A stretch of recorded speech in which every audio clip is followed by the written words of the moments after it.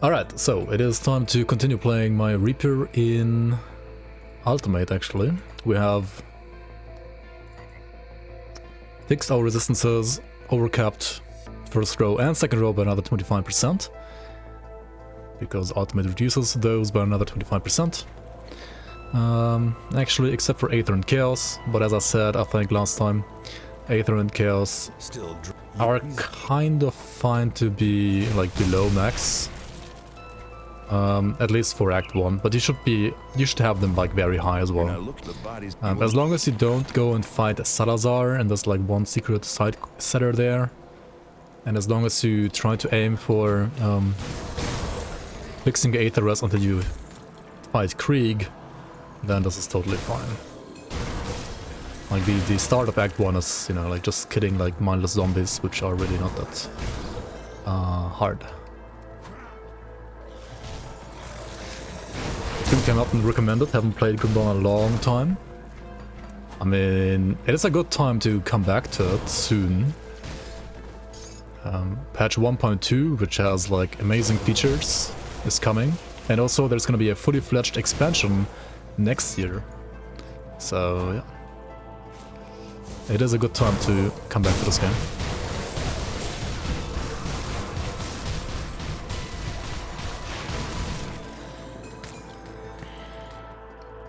It is still, in my opinion, like apart from maybe PoE, which objectively obviously has more content and so on, the best RPG there is.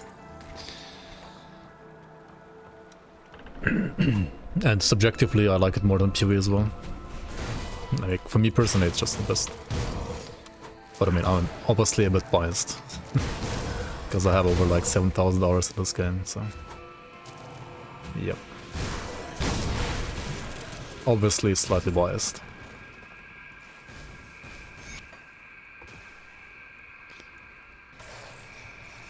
Grim Dawn simp.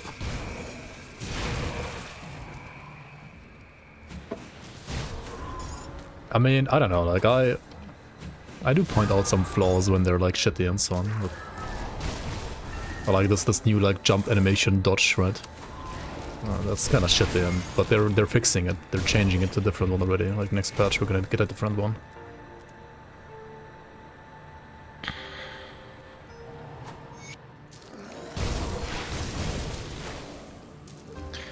To be honest, like the more you play with it, the more fun it is. But like when you look at it the first time and you wanna like present it to somebody else, like it just looks like comical. So yeah, I think the other animation is gonna like be way less controversial and just be more like overall the better design decision. What's the plan for the end game for this build? To be honest, just to kill Lokar. I mean, making the character strong enough to kill Lokar. I'm playing this as a solo self-mount fresh start character, so you can play this as well if you have never played the game before, pretty much, or if you wanna like start a fresh account as well. You can play this character the same way as I'm playing it right now, and the goal for every like new player slash new character should eventually be to kill the Lokar super boss, because he's the one that drops the leveling set, the Lokar set, right? This also means that I don't have any like items really available to me in my stash, which means I'm gonna mainly use whatever I can target farm, like for example these Markadar blades, the Markadar's Dread blades. I could try target farming in the Morganath set from the Morganath dungeon. That will be a rather time-intensive endeavor though, but you can use that very nicely in a Reaper as well. You can play like Morganath set with like dual Markadars or like with dual Locksmere daggers as well. Like that's a pretty nice build as well. Or like with the Soul Rend two-hander that you can farm in the Bastion of Chaos. I mean the Sense of Torment, of course, the Roga dungeon. You could also farm Soul Rend, you can farm like Alchemist Rings. There are some options for like cold damage Reaper, but it's almost everything like cold focused. The Morganath set also supports Vitality, so you can also play Vitality Reaper with that one. Generally I would say it's probably a bit harder to make it work, or like a bit worse maybe without items. But with the right items, I believe Vitality Reaper is actually also probably fine and can be quite tanky maybe tankier than Cold Reaper actually. Because he's gonna have like more leech even. Also another set that you can just use as a Reaper, which is pretty nice, which is usually very common as well, is the, well, Silver Sentinel armor set. It's a blue set, so yeah, it will kind of drop like candy anyway at some point. And there is this one, the level 65 one, and then there's also the level 84 version, I think, the mythical Silver Sentinel set. Both of them are, like the non-mythical and the mythical are, I would rather say, on the like a bit squishier side. They are not necessarily like great for endgame, especially not on hardcore, but they are a good like entry-level set to use on a Reaper, or like any Cold Knight blade really. I mean, they're like best for Infiltrator, right, because they support the Rune of Grad as well.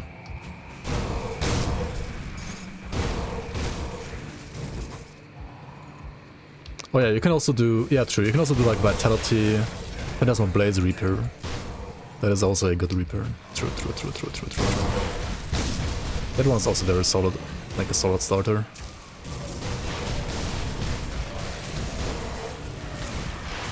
That's very true. You would try to aim to get the Demon Slayer set eventually though, which is, well, unfortunately a random drop, so you can't really like target farm it. But yeah. You might still get it earlier than the Morganath set, because running Morganath is honestly not that easy, like for a new character. Morganath is kind of like on the same level as Lokar, I would argue, almost.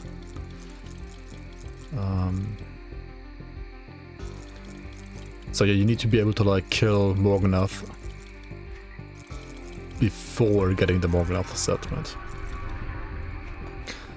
But you could make your character strong enough without the Morganath set to farm the Morganath set, and then with the Morganath set you start like doing actual endgame, like Shattered Realm and so on. Never liked Demon Slayer, it has so little flat width with the gun. Would rather actually just keep using the Arbalest. What do I use to complement the Arbalest then, as a like on the armor pieces? Bombardier, welcome. Hello, hello.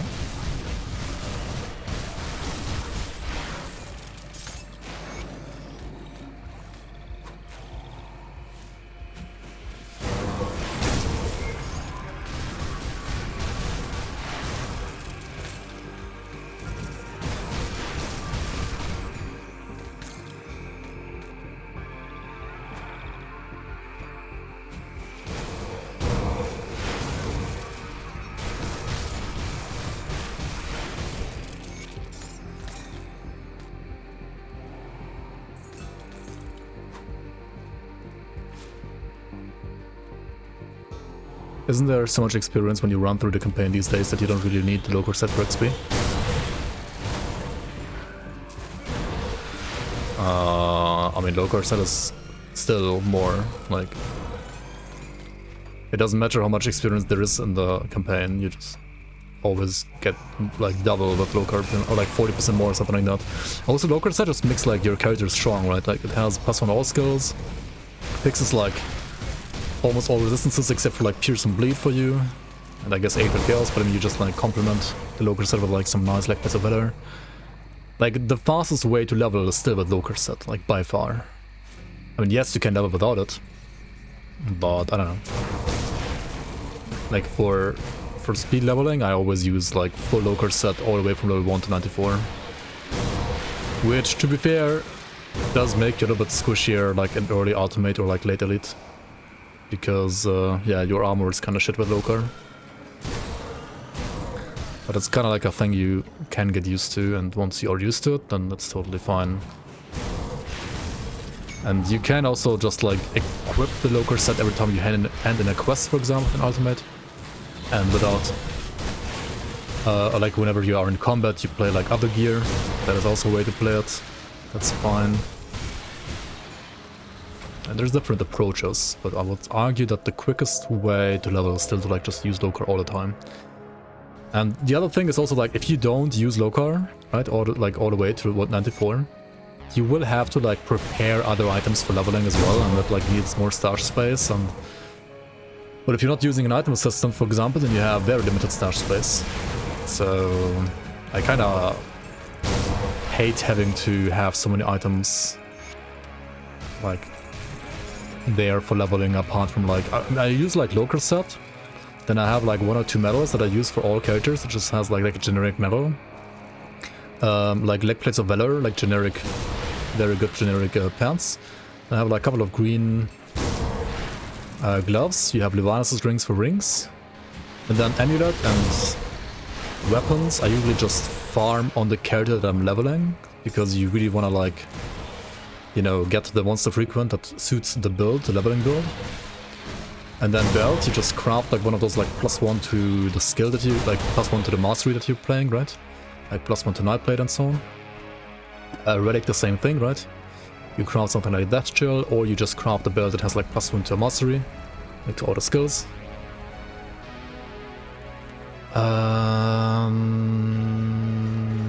Yeah, that's kind of all you need to save then, right? And amulet, you also try to ideally like farm like a green monster frequent that has like +1 to your skills.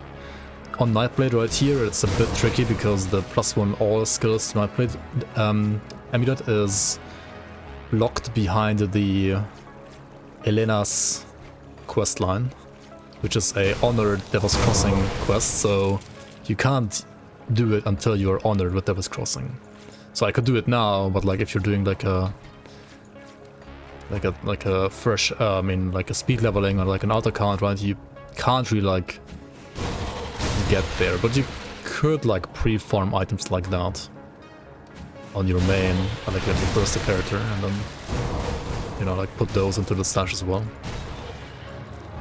But yeah, you basically never have to like worry about like shoulders or chests or helmet or hands ever, and I think that's just like very convenient. Like you don't have to like worry too much about like searching around your gear too much. You just have like some setups, like 2 or 3 different setups for like 40, 75 at like low level, and you only need to like save gear for like, you know, pants and gloves, and the rest is kind of already like whatever.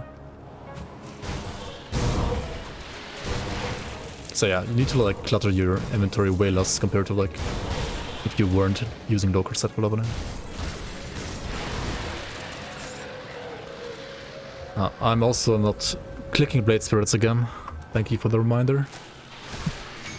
I'm gonna keep forgetting this so often on this patch, like it's gonna be unreal. Blade Spirits are optional. I have enough damage anyway, I guess.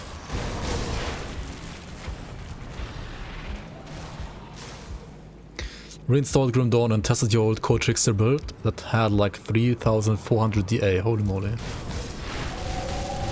Now it has around 3000. Alright, we jumped over attack number 1 pretty nicely. We jumped behind attack number 2 with the Rift Tear and just didn't get hit. Nice. Yo, Shazba, welcome on. Skitterbrain, allo, allo. Something got nerfed really hard in the past patches you haven't played on the Code Trickster. How was the playtest? Hello, Honestly, Char. it's fun. Hello, It's Char. very fun. Sure, some Thunder abilities, in my opinion, need to be tweaked, but other than that, it's just kind of fun now. The evade, it took some getting used to, and the animation still looks wonky, but animation is literally getting changed over the next patch anyway. It looks kind of like a Mario jump right now, but it's getting changed visually. And mechanically, I was a bit like unsure at first, and I still think there's like different ways to tune this going forward. But even as it is right now, it doesn't even feel that bad. Like it feels kind of snappy. Once you get used to using it, it feels nice, honestly. It's just like, you know, it's a skill that rewards skill in a way as well, right? Like, it's kind of like a certainly not like a low skill cap skill, I feel like, to use properly in this game. There are, I would say, very few like obvious ways to use it, and then there are actually like more not so obvious ways to use it. And I think it should be better to have like a bit more of those like obvious ways to use them, especially for like new players. Like if they want to like praise this as like a new feature and like people return to the game, there needs to be like more of those like, oh, it actually feels good to use it here moments, that are obvious to like every player. I kind of think they should maybe like increase the cooldown of these like movement skills like a little bit, maybe like another second on top. And then like reduce the cooldown of the jump like by another second. But on the other hand, maybe it's also fine as it is, because you know we have like higher level rift tears and so on available to us right now, but we don't have the higher level ways to like you know, modify your evade. And Xanta has spotted something like maybe like charges or way lower cooldown on the hop, right? The evade, I mean, not the hop. So who knows, it might like feel way better even like an actual endgame when like Fangs of Aztekar is out, you know, and we can actually like properly modify the skill. Right now it feels very basic, but yeah, you have to like compare it to like a basic rift tear. And compared to a basic rift tear, it's, you know, it does feel a bit snappier when it comes to like using it in combat, right? And when it comes to, well, not wanting to reposition, just wanting to like, you know, like jump that one little like meter, or like just dodging this one ability without losing like any DPS, because you can attack very quickly after it and like again, right? Like whereas Rift Tear is more for like you reposition yourself in the fight or outside of the fight, and you lose like a lot more damage because you have to like, especially on melee, I think. On a caster, I don't know, maybe like on caster, Rift Tear is just superior anyway. But I've grown to like it more and more the longer I've played with the skill, to be honest. I think some fine-tuning wouldn't hurt it, and obviously the animation needs to change and is changing.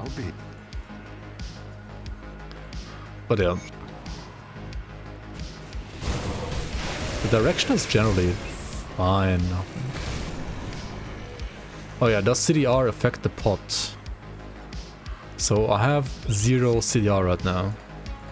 Okay, next time I go back and sell stuff, I can search for CDR on the gear that I have in my banks. And we can see if the CDR affects not only the evade, which it does right now, maybe they're gonna change it, I don't know. But whether or not it also affects the pots. My inner zoomer soul speaks through me. Yo, Bodo Bodobo, welcome on. Thanks for the raid. Welcome on your boaters. Yo do boaters. I'll never get your name wrong, I guess, but I think you're fine with that, honestly. Having such a name, it's kind of expected, right? Yo do Bodobo. I like it though, I like it. Welcome on, guys. Okay, so yeah, we go back real quick. Just check out whether or not we have any gear with CDR on. Good, you're back. Yeah, Strategy Joss, welcome on. Much appreciate the resub. 23 months. That's like almost a century. Much appreciated. Welcome back. Okay, we write cool down. Cool down. Then we sell items. Oh boy, we got the Band of Eternal Haunt. Holy. This is so good because it has resistance reduction on it. And, well, resistance reduction is one of the best like multipliers in the game, basically. Okay, this one has CDR, but we can't equip it. This one has CDR and we can't equip it. Nice. That's cool. Same for that offhand.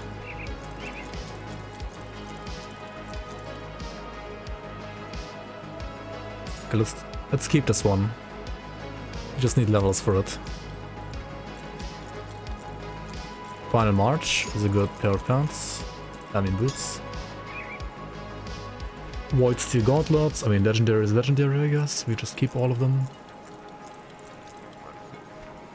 To be honest, like the low level legendaries are a little useless though at some point. Lesser to Lethal Assault. Wait, why does this one have Lethal Assault? Yikes. Oh yeah, are you guys looking forward to like having to use Lethal Assault again on like Pierce Snipe Blades because they're cool, like the uptime is so good again? I don't know if I'm looking forward to that, to be honest. What's my opinion on Diablo 4? Well, I played the beta, and after playing the beta, and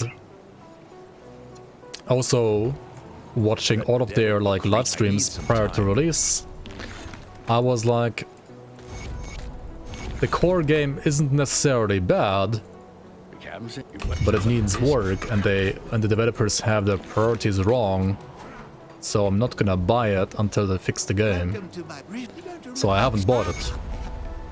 I still haven't played it apart from the betas. I had like the early streamer beta that I was like able to play, and then the other, I think like there was like 3 betas. I think I played all of them.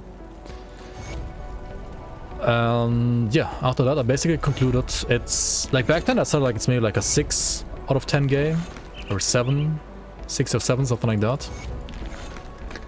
Nowadays, I mean, obviously I would have to say it's a Diablo 4 out of 10 game, right? 4 out of 10. Haha. To go with the meme.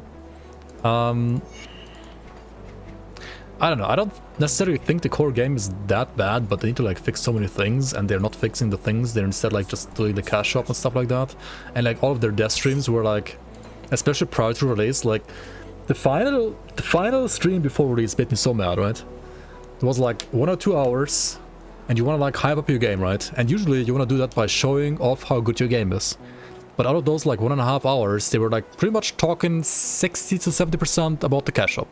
I was like, yep, they have their priorities wrong, I'm not buying it. And I'm just gonna wait until it actually gets good.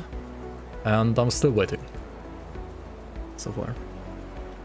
So yeah, that's my opinion, I guess, on that game. It has the potential to be better though, like I think it has lots of potential. But I don't know. Not yet, I guess. Okay. This one would give me Chaos Rush. Make me lose Poison and Pierce Rush though. And this one would give me Aether and Chaos Rush and would make me lose Bleed Rush, which would be fine. But it also would make me lose 6% Fizz Rush, which would be kinda hurtful. On the other hand, it does max out my Chaos and Aether Rush, so that is something. And I just need to like craft another Anti-Venom Salve, I guess. I think I'm gonna use the Aether and Chaos Rush max here instead for now. I also have this one that I should equip.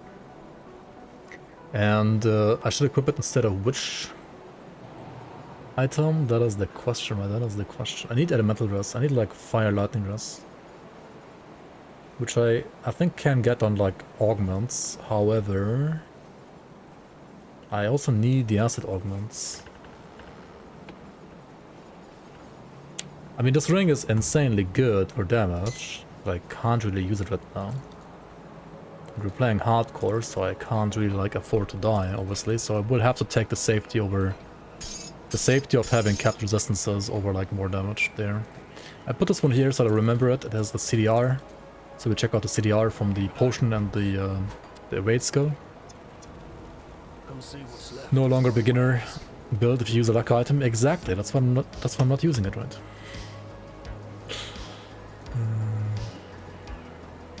Alright, now there's other ways to get more physical resistance on a Nightblade, like dual blades for example. We have 12 points on this now, and the points after 12 are obviously not that bad, but they're a bit less value because you don't get more attack speed every point, you only get it like every second or third point. So I probably like put more points into Spectral Binding for health and away, as well as more points into dual blades for more % cold damage and physical resistance going forward from now on. Can I equip the Death Whisper hood now? Oh yeah, I could maybe, right. There was that thing that I could change. What kind of rest does it have? Let's see. It does have Elemental and Chaos Rest. So we're getting our Elemental Rest here. You're right, I had this item. Yeah. So again I would lose Fizz Rest, but I mean, okay. And some health in the A, but that's kind of whatever. Okay. So, I mean, Aether Rust dropped because of the Runestone, that's fine. And now we could use what? This? This or that? Well, it fixes Ellie Rust, it doesn't fix Poison Rust, does it? If you do this. Yikes. 59 with... it's 74, right? It's 6 below. I also have an Overseers, yeah, but it's level 74. This one. I mean, I could just like switch the helmet and...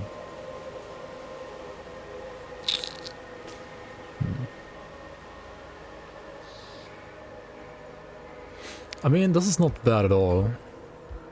But the problem right now is armor, and pierce rest and everything. Okay, now I'll just keep the current one I have right now and then maybe just replace it for the other Overseer. Or hope that I get some different items until then, and then I can like shuffle around my skills differently.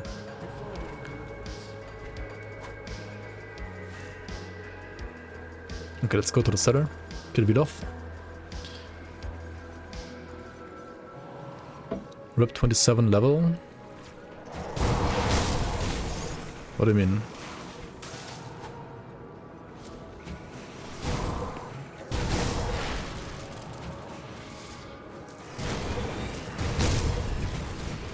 Did you die?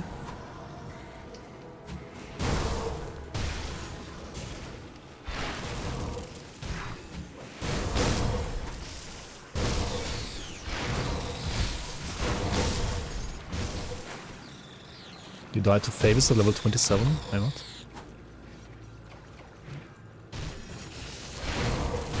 Wait, you mean like dungeon level 27 or like should I ramp 27? You don't mean character level 27, right? I'm confused.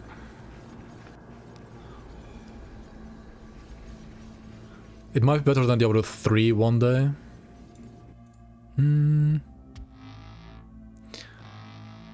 D4 is so bad it's D5 out of 10 at this point. Why do you guys hate Blizzard? D4 is good. Is it though? I mean, I also think Diablo 2 is shit. I think all Diablos are shit, actually. Like, I'm not kidding. I mean, I played Diablo 3, like, when it came out. No, when Reaper of Souls came out, I played Diablo 3. That was actually my first RPG ever.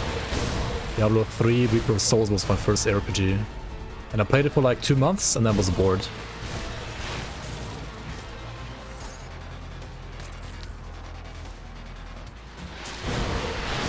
Wait, how did you fight Fabius at level 27? Huh? Question mark, question mark, question mark. I mean, Diablo 2, in my opinion, was like a good game back in 2000. Or like 2005, maybe, or 2001 or whatever. But nowadays, I don't know. I have played it like a little bit. I tried playing it, but I couldn't continue playing it. It just felt like old. Which is fine. If you have the nostalgia for it, I think it's a great game, but I don't know.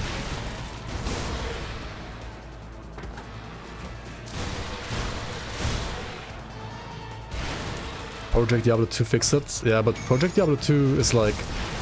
Oh shit, I got sundered by the way, oops.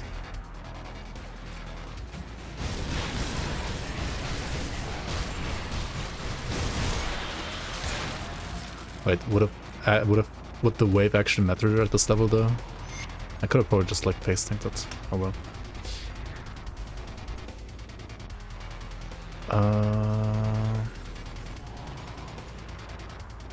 PD2 is great. Does PD2 fix the OG Diablo 2 like skill usage?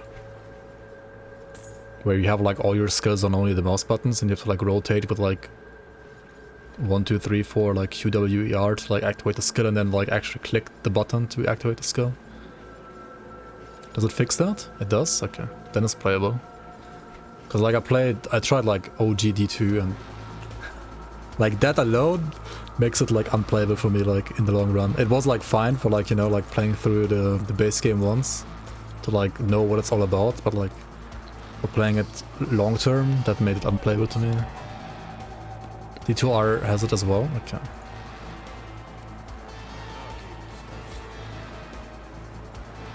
Yeah, maybe I should like give Project Diablo 2 or what's the other one called? Made in XL, like those two a shot at some point.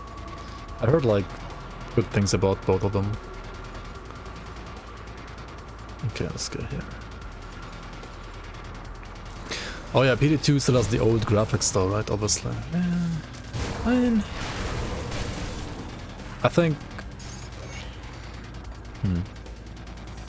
I wonder.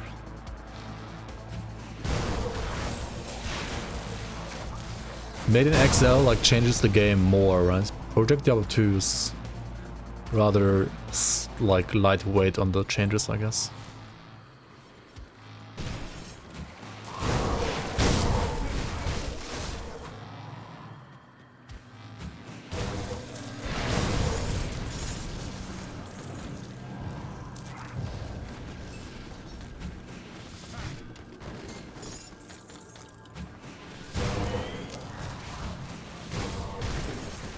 Like 4K, okay. I'll have to check it out, I guess, at some point.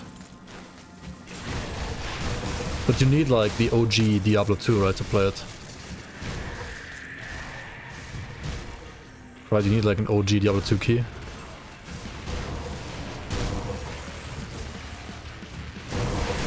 Yeah, I don't have one.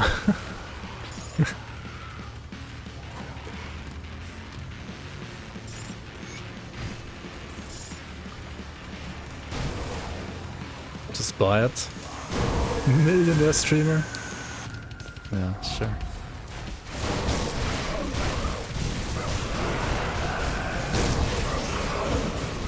Holy... Reflect, Monka, I have too much damage. Like both of these are reflect. What the fuck? Venomancers. What else do we have here? Heartmasters, Overseer, Rampage. No, they're all trash. At least for my build. All kind of trash for this build. Empowered Marauders. If they had like meaningful resistances, I mean they have elemental rest, it's not too bad, but yeah. You have an OG Diablo 2? Yeah, I also have some Diablo 2 somewhere, but it doesn't have a key.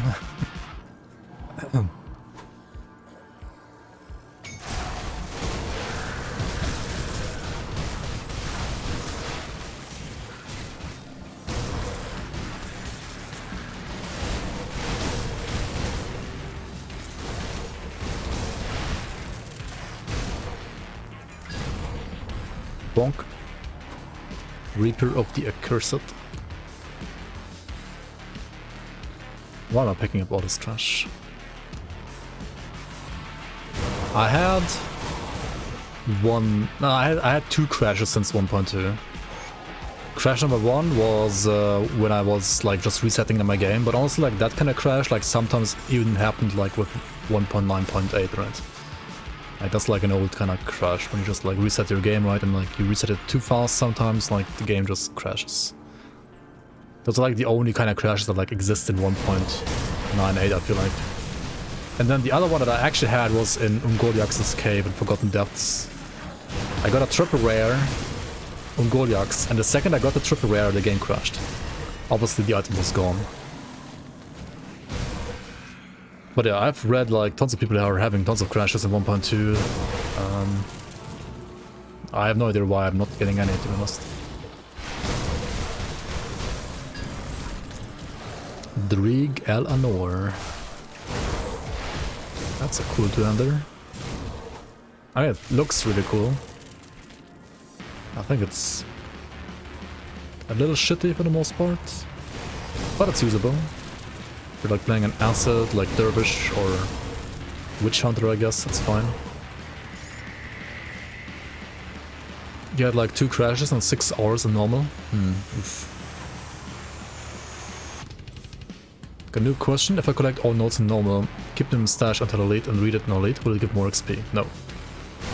The door notes always give a fixed amount, doesn't matter which difficulty you're on. But they do give you more XP if you're using an XP pot, for example. Otherwise, no. Do we know how big the 30th addition to Grim Dawn is gonna be?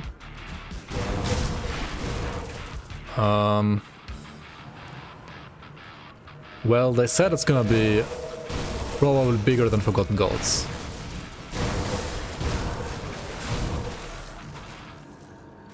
So what, I don't know, like something between Forgotten Gods and AOM maybe? Maybe like, I mean, I would say it's gonna be similar to the other two for sure. They said the map is gonna be a bit bigger maybe than Forgotten Gods at least, so we'll see.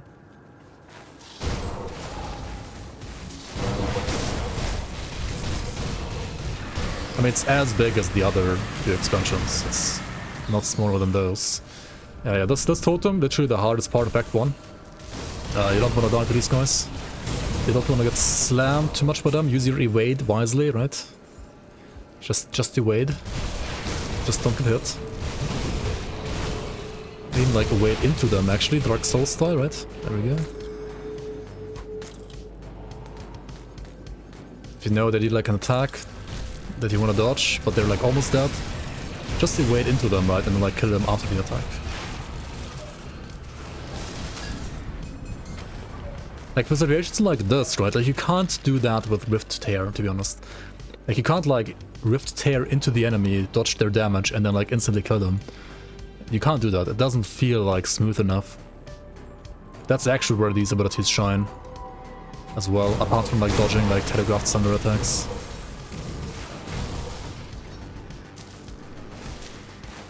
Okay, where the fuck do I go here? I'm lost. Oh yeah, here, right. I usually have the camera like this on this map.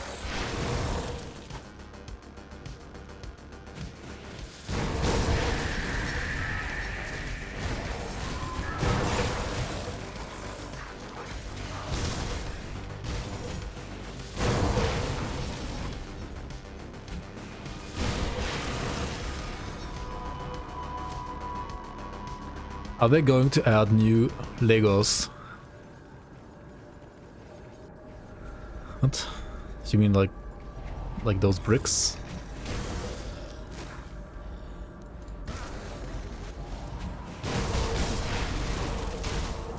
Oh, you mean legendaries? Of course. Of course, of course. There are gonna be new epics, new legendaries, new monster equipments, new faction, but new faction items with new augments probably. I mean, everything that you add in like a prior expansion, the future expansion is also gonna have, I think.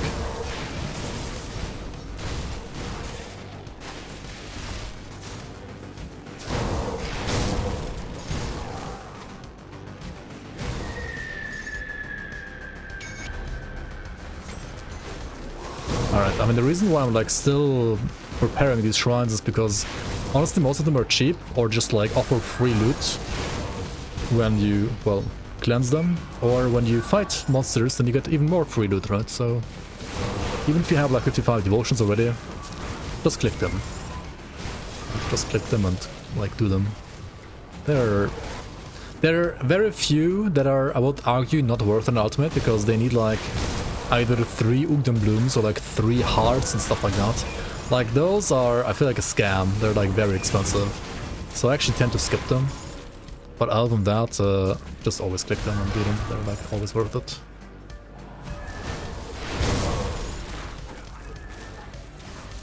Additional endgame would be cool. Well, the next expansion is gonna add the so-called Ascended mode, which is basically Ultimate Veteran in a way. So all of the campaign is gonna be as hard as like some high Shadow Realm level, so you can enjoy the entire campaign as basically an endgame mode, which obviously also comes with additional loot rewards. Thanks for the sub, Neon Haste. Welcome into the Bloomers. Much appreciated support. Welcome, welcome on.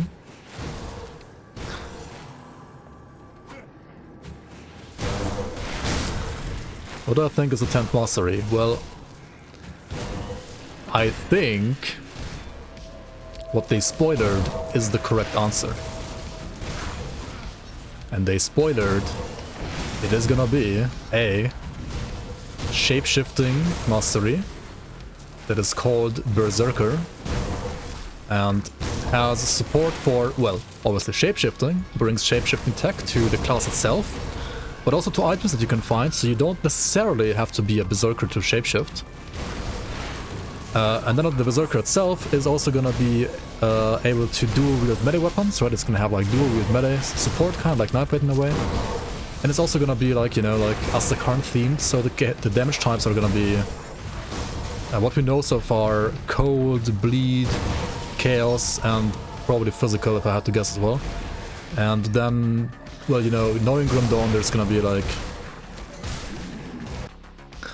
items with like tons of conversions and so on, right? You can look at my video as well, where I also like talk about like what they've spoiled and my thoughts about that as well. I'm kind of curious about shapeshifting the most though, like how they're gonna do it.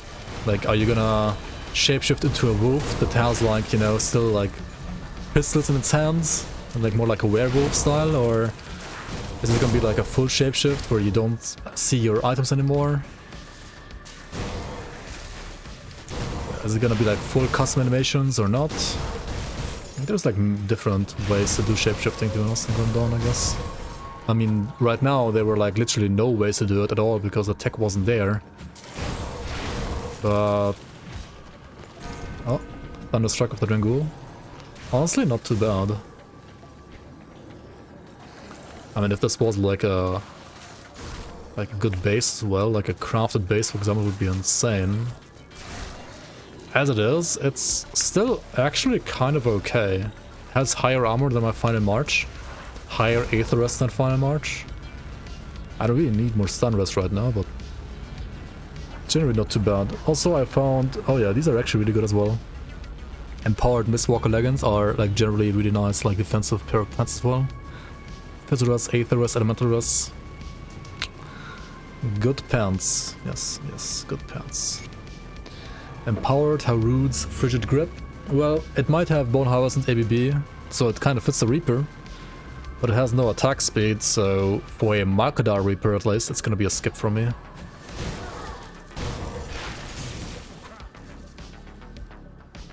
Skill use FX only, almost like D4. I feel like D4's tech is actually pretty hard to replicate. Like, shapeshifting in D4 is arguably like harder than like shapeshifting, like was like more complicated to do than like shapeshifting in say Diablo 3 with like the seamless transitions between like animations and so on. Like Diablo 4 actually like does it really uniquely well. I don't think Grim Dawn is gonna have the tech for that, so I don't know about that exactly. Anyway, Krieg. Hello. I mean, what can I say? This is ultimate, you just kill him, right? You just have damage and then you kill him. Stage 2, you wanna keep an eye out for his like wave attack, right? This one, the stomp, and you wanna, well, dodge it or not. And you wanna dodge this one or not. I guess mechanics don't matter if you have too much damage. But yeah, I mean, you can time this properly and this properly and like dodge those two. I actually failed though. I'm terrible at this game apparently. And we got back-to-back Warborn pieces. What the fuck? What is this RNG, dude? And we got some Overlords as well. Where is it? I saw an Overlord item. Wait, isn't Overlord? Oh no, that's not Overseer. Oh yeah. Overlord is the shield. Dude. Imagine being a Witchblade at this point. Right, like a Cadence Blitz Witchblade. And you get Warbone's Chestguard, Warbone's Gavel, and Overlord's Warden's Fortress all in one run from Krieg. Like, that would be the most ridiculous RNG ever. However, we are a Reaper, so it doesn't really benefit us at all here. But that's fine too. We don't need the gear.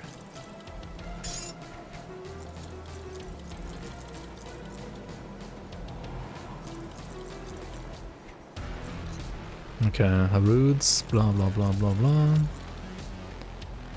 Imperial Hand, Blunderbuss, Clerics of Thunder. Yeah. Oh, we got Venom Blade. Oh, I thought this was Valiant, never mind. I was excited for a second, but it's only Venom Blade, not Valiant. Valiant set is a really nice, like, accessory leveling set that you can also like basically use in any character. So if you get like valiant, right, item pieces, then you want to keep them at all costs. They're really nice, really good.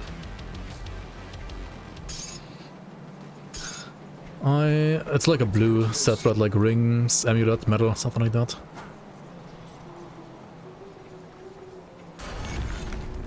Okay. Yeah, we pushed this to... When does it stop scaling? I actually don't remember it now. I think it was like 8 in the past. I mean, it might be still 8. Or like it's kind of stops... Like it doesn't stop scaling, but like the scaling becomes less. Well, you want to push dual blades until it like kind of gets worse scaling. Which is, I think, either at 8 or even past 8 points, we'll see. Is that so? The Warden's defeat is a great... Shapeshifting throws weapons on the ground. When you transform, 2 pet stats become your stats. Yikes. You become the pet. Imagine. What do you...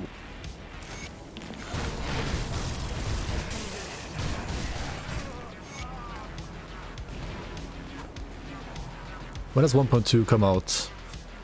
Whenever it's ready. I would assume it to be ready maybe like end of October.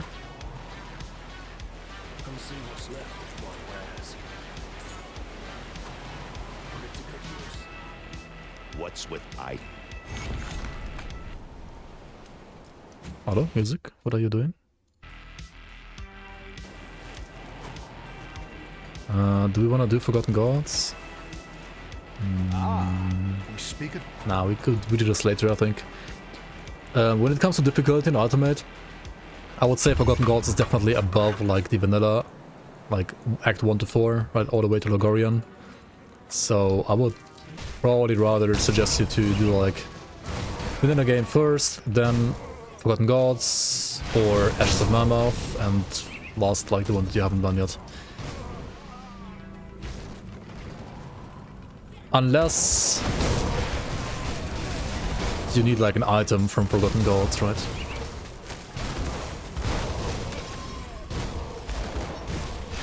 I mean, you could go into like Elite Forgotten Gods to get like the +1 all skills, Fat and Mask from the Sarak pit, right?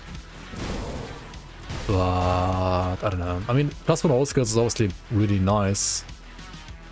I'm not sure if it's necessary on this playthrough though. Bazarios, welcome.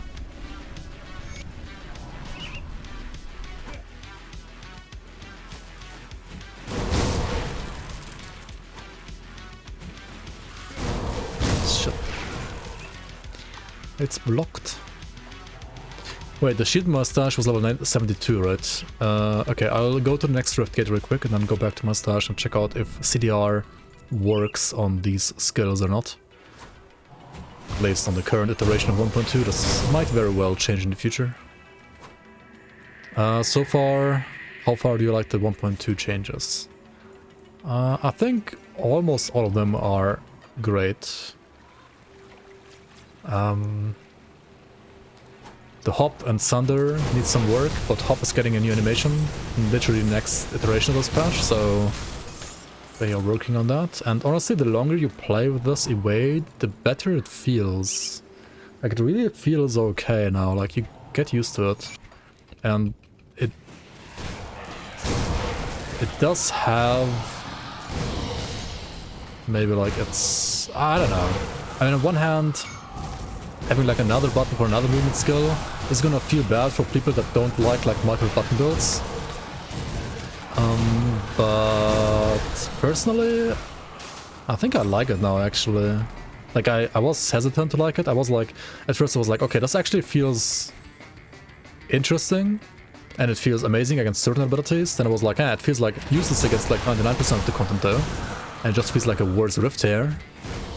But now, I don't know, like it also, it does feel snappier and like in combat it just feels better to use than a rift tear, unless you have to dodge an attack against which you can't like dodge a melee, but rather you want to just like, you know, get some distance in. And if you want to get some distance in, then you want to still like use your movement abilities, of course. Like if you're trying to get distance with the dodge, then you're gonna be disappointed. You need to use the dodge, like the evade, like a dodge roll in Dark Souls, right? You most of the time want to actually like jump into the enemy. So you make use of the iframe, kind of like Dark Souls style, when you want to like dodge roll into the enemy. For like a non-AoE attack that, you know, you can dodge properly with this ability. If you want to like dodge away from the enemy, right, you can still use it for that, but it's not gonna like do that much. You rather want to use your movement ability.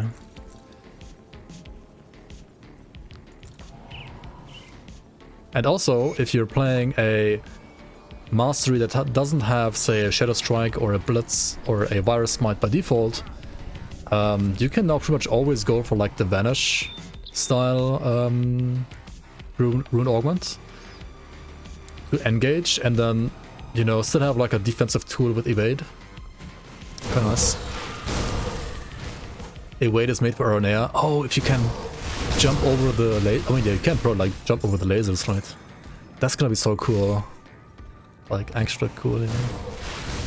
Is it my imagination, or have they improved the rock textures? That is correct, yes. They have revamped many of these rocks. They are new, not only textures, but even like new models, which actually led to some of them being a bit buggy right now. They need to fix this. This is actually like a thing that bothers me as a modder, honestly, right now the most. Because the model doesn't match the old model, but they just like replace them. So now sometimes like now the rock like sticks through in areas where it shouldn't. So like the map is basically bugged right now, in my opinion. So I hope they fix that. Because if not, then I don't know, like they're just like breaking their own game, like they're breaking their own map by doing this right now. So I hope there was like some oversight somewhere when they like did the replacement, the replacing, and they're gonna fix that. Because right now, if you like just play casually, you won't necessarily like notice it.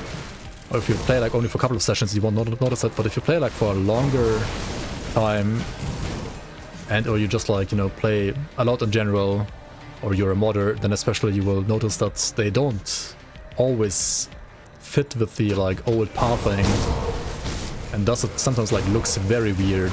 The texture model itself does look better, yes, I agree, it's an upgrade. But they need to fix like their broken map right now. It's literally broken at this point. It's not like game breaking it broken, obviously you can play the game, but you see that there's something wrong and it looks weird. In some spots at least. Alright, we get 8% rest, so we can kind of like face tank this stuff. And if we couldn't, we could just like evade and like jump away with movement ability, right?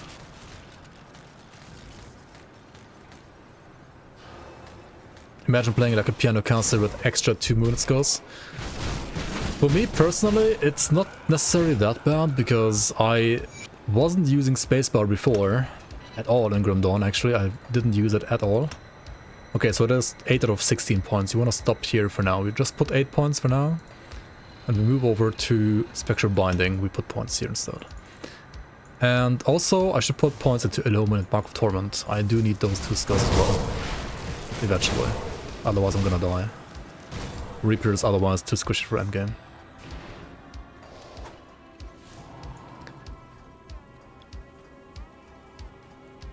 Health pots don't get affected by CDR. Okay, you can already confirm. Yes, yes. So yeah, for me personally, the spacebar thing, yeah, it doesn't affect me too much, because I just have like another button to press now that I wasn't pressing before in Grim Dawn. But I know many people had like spacebar and pause before. And for everybody who has spacebar and pause, I would suggest you to rebind pause to tab instead. I think pause on tab is very comfortable, personally at least. If you're on controller, I mean, I don't know. Just get a controller with more buttons, I guess. I have no idea.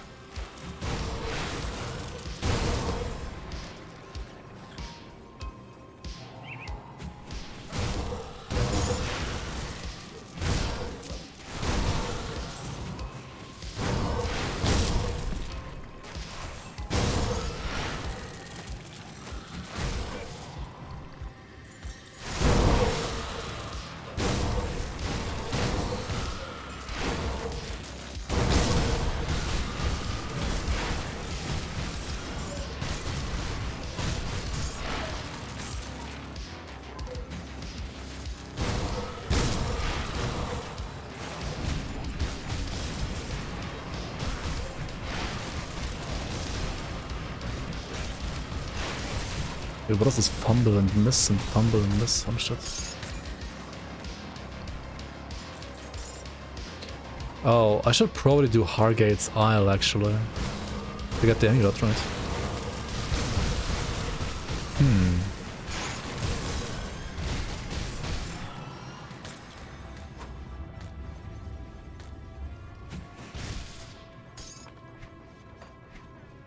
Maybe. Maybe.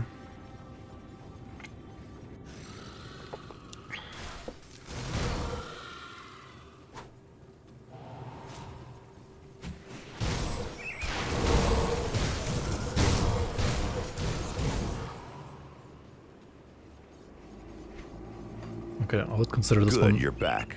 I would consider this one cheap and easy to craft, so we're gonna do it. Yo, Chris Jill, thanks for the prime. Welcome back. 19 months already. Much appreciated. Thank you.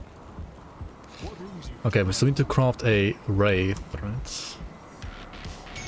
Let's make one. I'll give you a good price for what I've got left.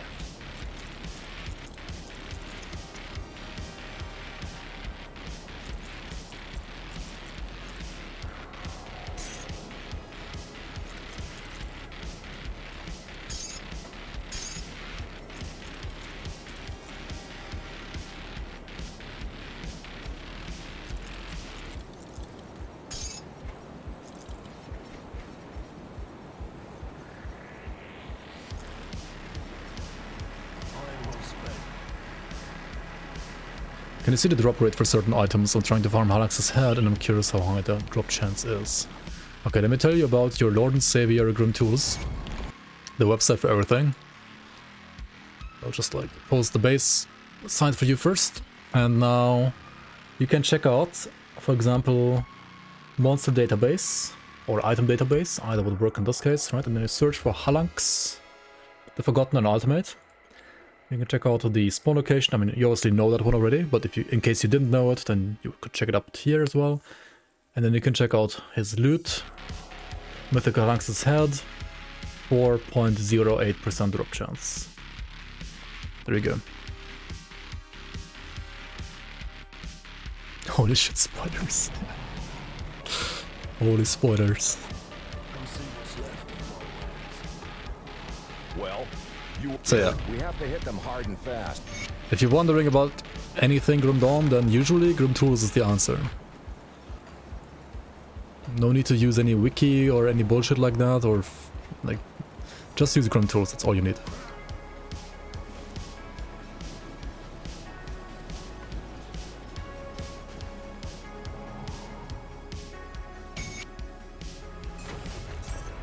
While the Halax's head not drop in Season 5, it does though now on GRIMTOOLS, right? It was a GRIMTOOLS bug because the area wasn't shown on GRIMTOOLS, which should have been fixed now. Just a GRIMTOOLS map bug. Keep your weapon. It did drop in game, it was just a GRIMTOOLS bug.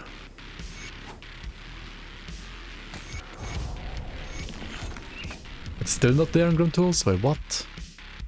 In items? Oh my god, okay. Let's check it out again, maybe I have to... Okay, so it drops like over here, right? Or is it Sunbane Oasis, Howling Chasm. Like this area wasn't showing before in GRIMTOOLS, that's why like it didn't work, because GRIMTOOLS does like everything from the map, right? The map gets parsed first, and then all the other information is pulled out of the map. And now you have Halax the Forgotten here, Ultimate. What do you mean? Oh, I'm looking at base game. Oops. Don't mind me.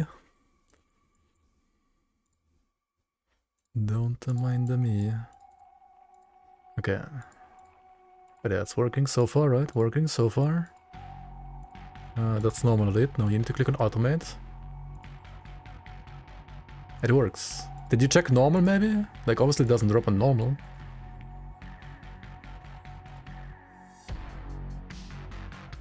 Item database, Halax's head. There it is.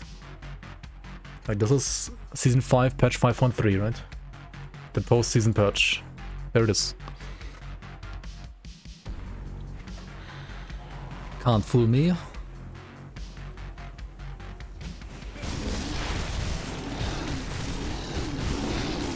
Okay, prepare to dodge overhead swing. It doesn't do overhead swing though, what the fuck.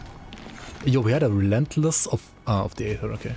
If you had like relentless of, I don't know, of ruin, getting slapped by that would hurt a shit ton.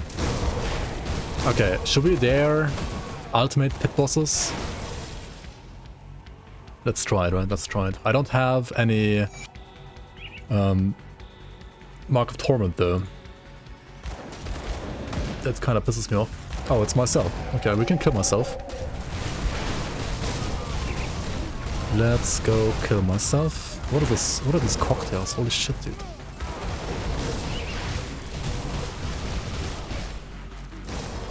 Now, the cool thing, right? This guy right here, this guy is called Wrecked by Protoss, I don't know why. This guy right here, he can blitz at you, right? Now, if you time it right, you can just jump over the blitz. And take 0 damage.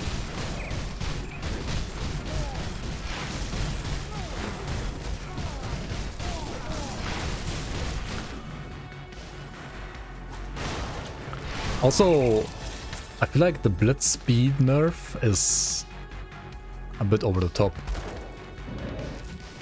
Like, it's so slow now, the charges of enemies. I think like nerfing it a bit was totally fine, but like it's so slow now.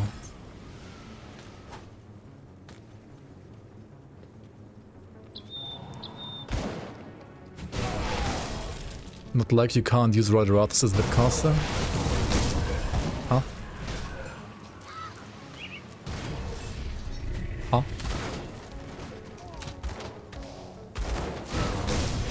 That's a super boss item, I don't know what you're saying. Sure, it's probably strong.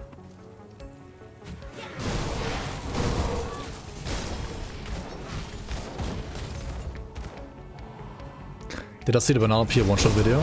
Not sure if I did. Which one was it?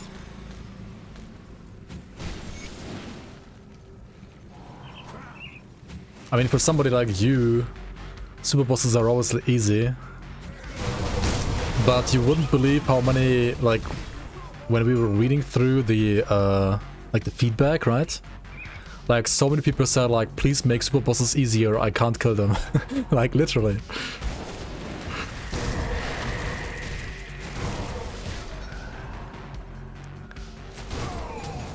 You said this too? I mean, obviously we're not gonna make them easier. Because otherwise they wouldn't be super bosses. But I'm just saying, like, I think it's fine for them to also drop, like, cool and powerful items, because they are hard to defeat and they're like, like a boss that matters. Feel free to link the video that you're talking about, the one-shot thing. I'm curious now.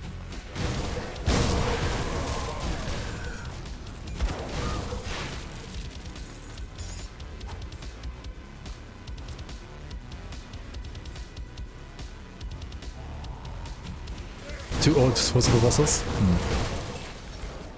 I mean, some of them with the right build you can find the cheese though, I feel like.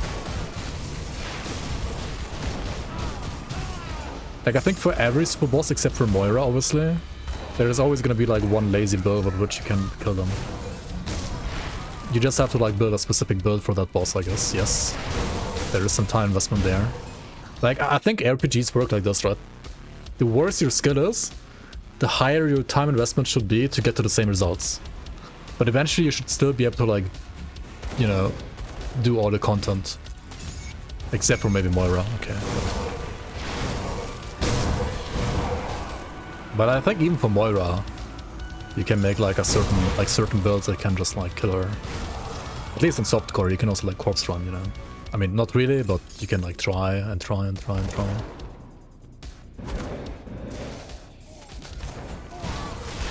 Just play Scut of the Realm. Well, if you're playing on, like, if you refuse to update, like, Frost, then you can still play Scut of the Realm. And it's still giga broken, yes.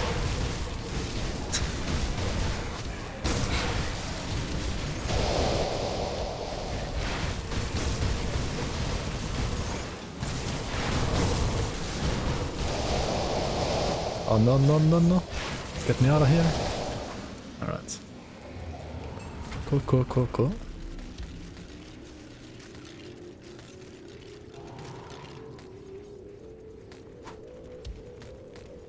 Did you see the... Did you check the post-season patch at all, Tyler? Because Lawless got some balance changes. I don't know if you checked them out.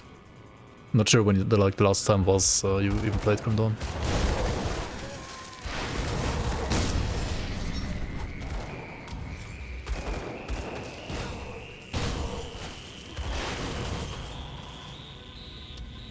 Hook leave 0 out of 10 mod.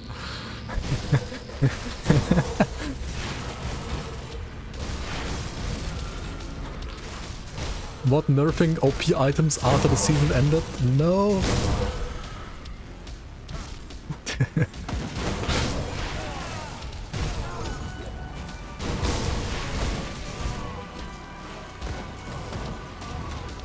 Dude, some of these items on this patch, like, they drop in the air. I think that's a bit buggy as well. And then you sometimes can't pick them up with, like, item pickup skill, like item pickup button. You're typing a Reddit post right now, dead mod. Oh my god. 3. Please, more support for Chaos Primal Strike. Yeah, to be fair, Chaos Primal Strike had like very minimal support last season. I agree there. I have to agree. It was rather minimal.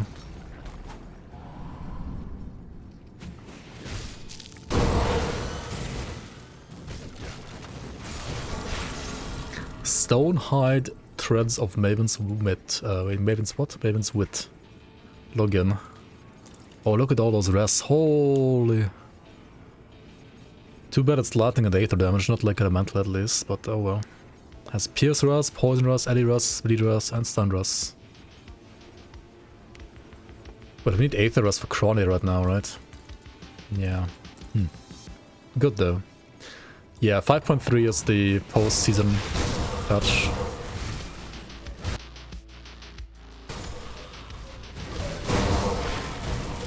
Like at the end of the season patch. Yes, yes.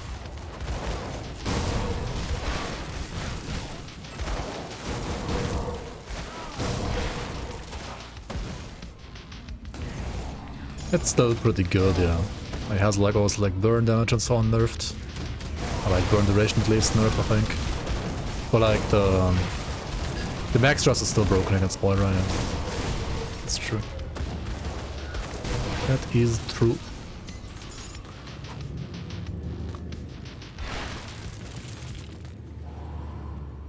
Yeah.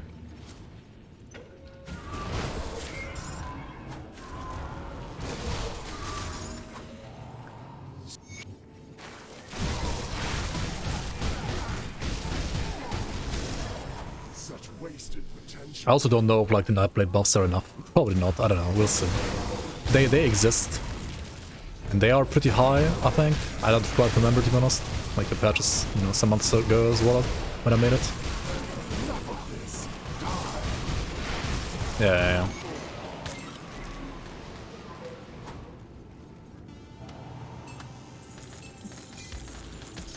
If it like still feels a bit like out of place, we could like, you know, either nerf the damage a bit more or like reduce it to like +3 max res. There are options. What's a good amount of resist reduction at the moment? 100 and more. Unless you're playing something like Chaos or Aether, then you're also usually fine with less. Wait, wow, I'm selling these boots are actually pretty good. Another of the Honor Guard suffix, eh? Like, these are actually pretty nice. The problem with this one is it doesn't have my acid rust, and I do need insane acid rust. But Honor Guard is really nice because it has like attack speed as well. I like it. But to be honest, on like higher levels, Alacrity is arguably more attack speed. I think on lower levels, Honor Guard is more attack speed, and then on higher levels, Alacrity is actually more attack speed. Kind of weird. But that's how it is. I believe.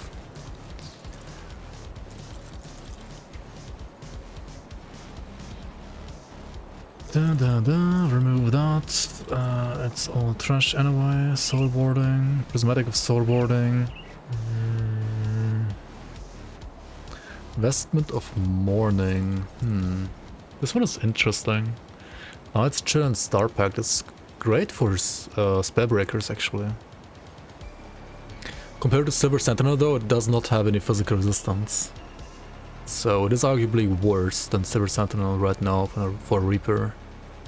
But I can see this being like very juicy on Breaker, like even the flat spirit with like Stagmore Spirit with like inner focus.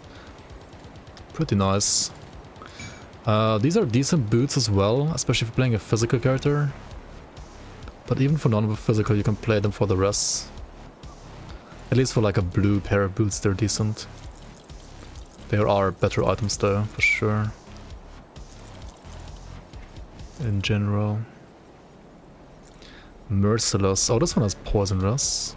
Login.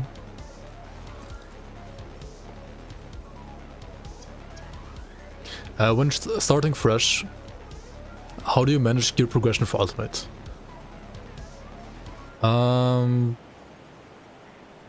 Yeah, you basically...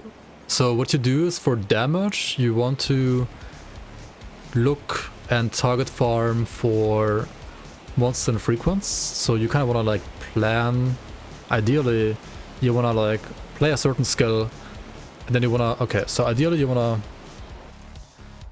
to, I know like probably no new player does this, but ideally, right, you want to go to the Grimdawn item database, you want to click on item skill modifiers over here, then you want to choose the skill that you're playing, right?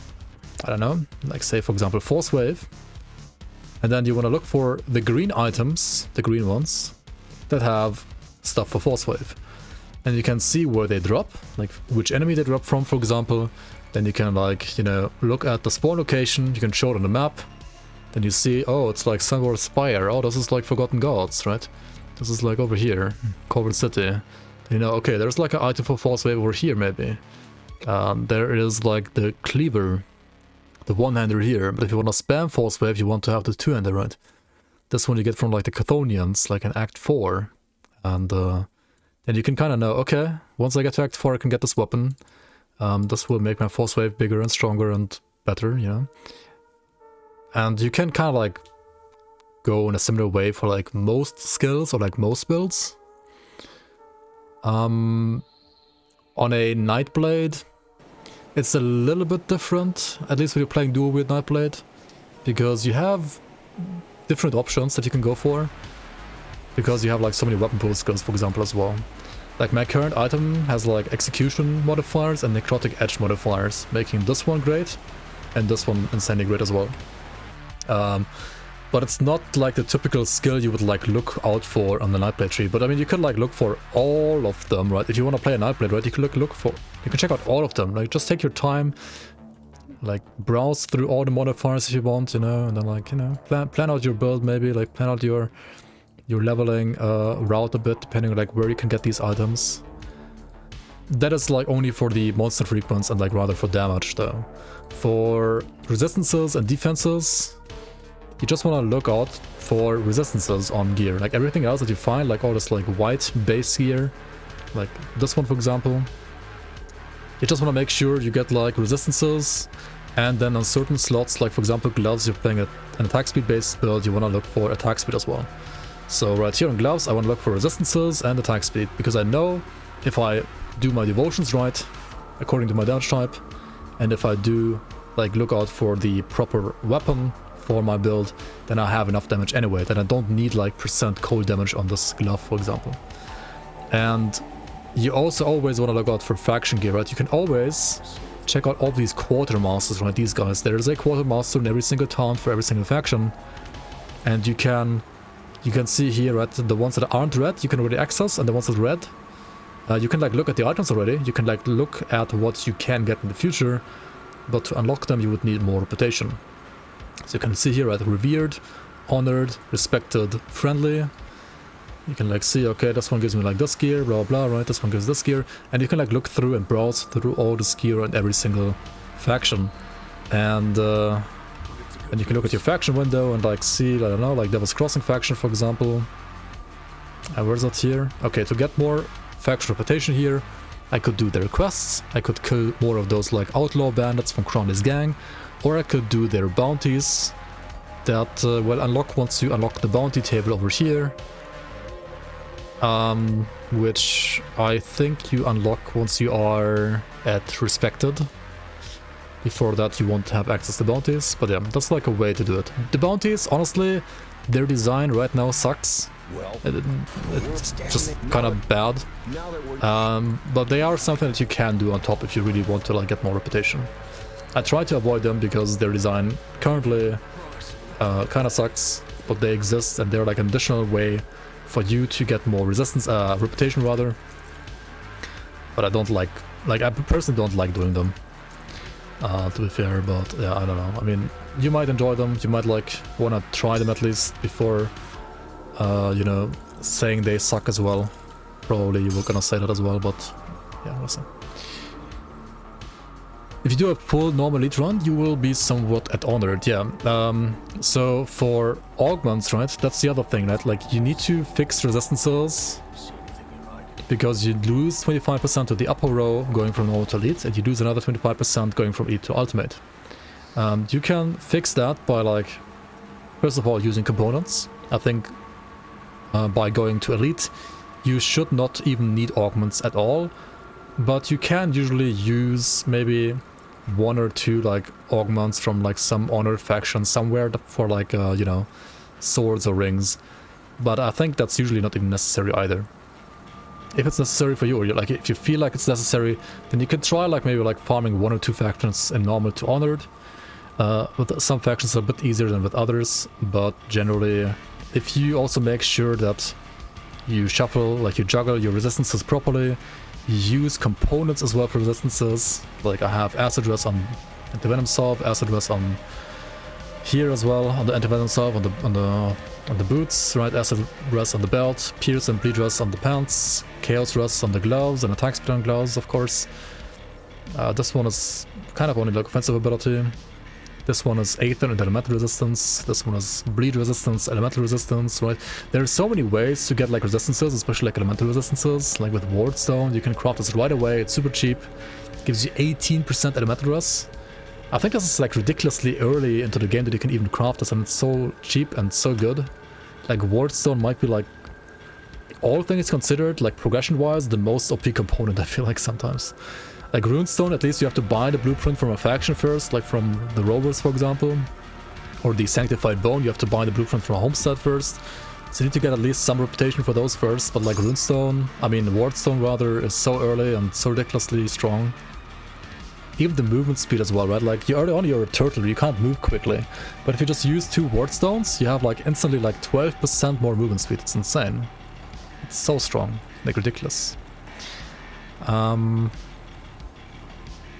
So yeah, make sure you have components, make sure you're using augments once you're honored with factions. And then once you hit revered with a faction, you can also like use augments to, well, put resistances, additional resistances on your armor, and that will allow you to like generally try to focus less on resistances on your base items, on your armor gear, and actually like start looking for more percent cold damage. Like once I have factions to honored, I mean to revered rather. Okay, this one's already revered actually. And I start using their like augments that you can put on armor as well, like these over here. Like once I start using these, I will generally start to try to get more percent cold damage as well on my gear, and focus that, like put that on a slightly higher priority than I'm doing right now. Because right now like just resistances is like the primary focus for me. Is the new faction 1.2? No, but there will be a new faction with the Fangs of Astarkhan expansion next year. Yeah, you can also like go for Elena's necklace right now, because you are honored with faction, the faction that was crossing. So you could get that there as well now. Not sure if I wanna do that yet though. I also eventually have to use an Omen and Mark of Torment. More buttons to press. Shudders. Wait, we got a Winter Storm suffix here? Holy moly. Oh shit. Yo, that's sick. Okay, wait, where's my Eternal Haunt Ring? If we do this and that, what happens? Okay, Poison Rest is absolutely scuffed. I have 30% Poison Rest and Augments though, keep that in mind. So this is 74. Then these are maxed with Kinetic Burst? No, they're not. I mean, these rings are very juicy, but I can't use them at the moment. I could... wait. So I can do this. I could do this. And then 30, it's still 74 poison only, but Aether is also still scuffed.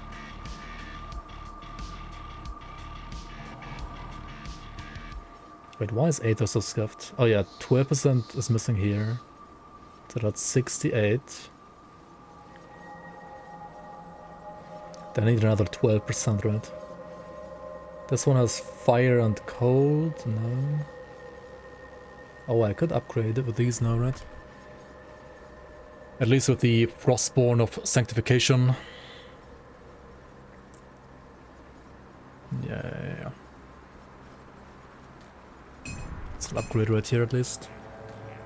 I mean, and situations like these are what the augments are for, right? Once you have access to revered augments, you can... like, this gear is more damage. But I can't really use it right now because I need to have my resistances fixed.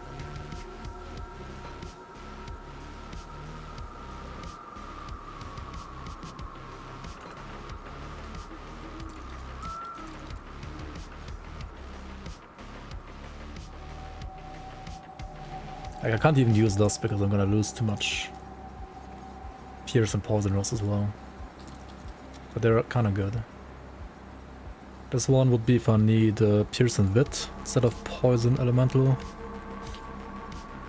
I mean, okay, wait, I could also try something with this, right? Okay, what if I... wait, no, I'm gonna lose like so much Aether Rest, right? If I do this, that, this, that, and then for example this,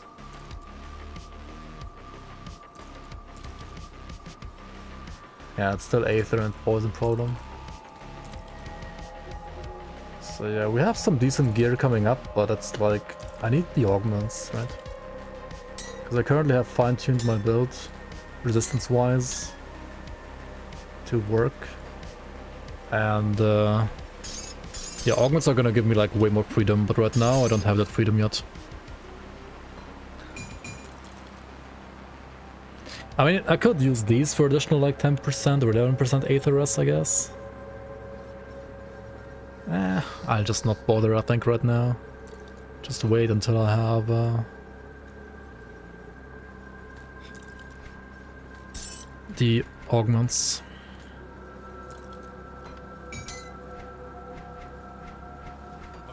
Alright. First time posting in the forums. Pog, website is Garbo, holy shit. Yeah, it takes some getting used to the website. Okay, now after doing Dynamite, and once you're honored, you have this Hargate's Isle quest, right? Not sure if I want to do it right now, though. Not sure about that. I crafted the Vengeful Wraith, right? That's why I went back. I got super sidetracked here, but it's fine. I'll just go back to the shrine.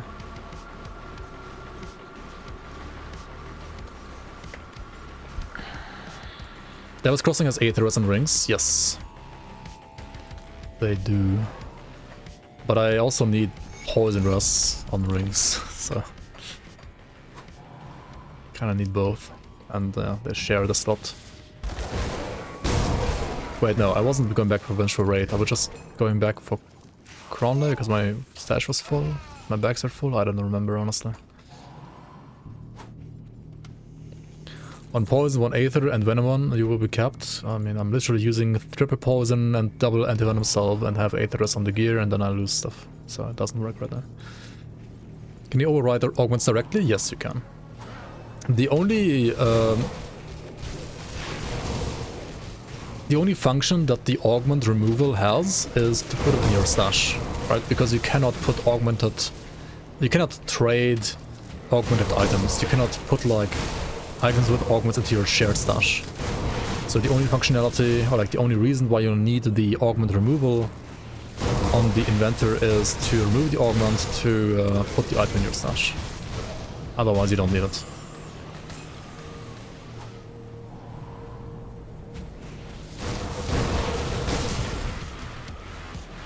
Is there an Aetherus? Aether Ray Super Boss Killer. I think I've seen some spellbinders do that, yeah. It does work. At least on softcore, where you can afford to die. I would personally not necessarily like want to play Aether Ray against super bosses either, because yeah, your kiting capabilities are kind of minimal. I like Spellbinder, Aether Ray, or like Aether Ray in general, rather just like for campaign or like for doing things like Shadow Realm or Crucible. It's fun for that, but for bosses, I'd rather play something else. But yeah, it's possible. It is possible. And it's fun, yeah.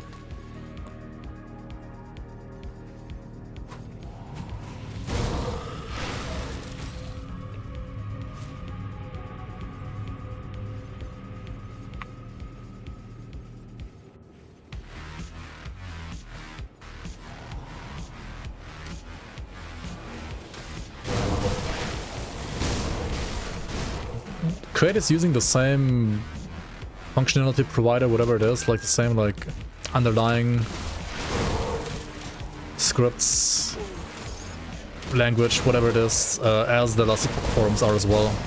The Elastic Book forums have the same issues with like search function being absolute garbage, formatting being kinda garbage as well.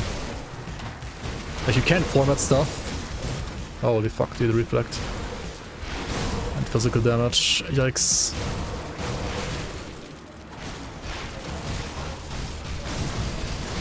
Vanguard the Vengeful. How ironic.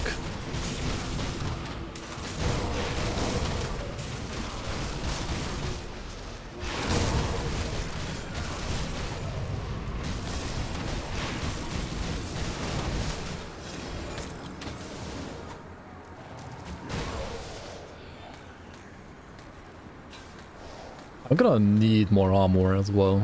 I have like not even 1k armor right now for ultimate. That's pretty low. And the main reason why I have so much low armor is because I still am kind of greedy with the level 48 Magi Mantle, right?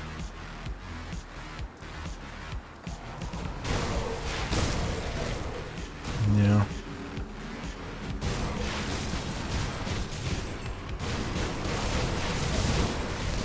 Maybe we should like put more points into the armor skill from Nightblade as well.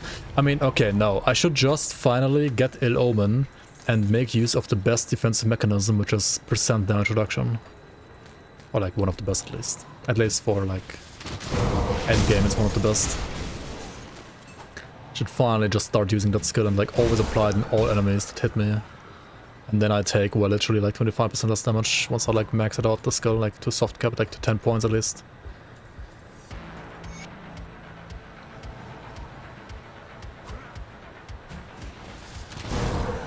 Yeah, casting it Omen is a little annoying, but it's better than being dead. But there's that. Okay, we gotta like take these totems a bit seriously now on Ultimate, to be honest.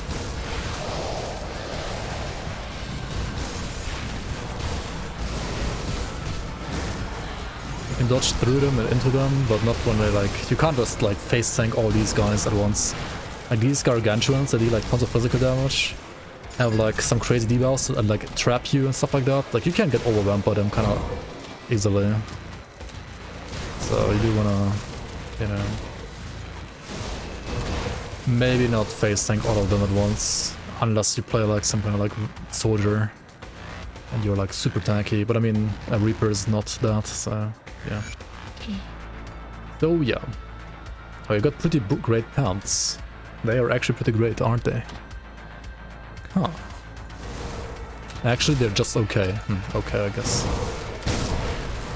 So bleed RR from Swarm to Vines on Shaman for Season 6. Question mark? What do you mean?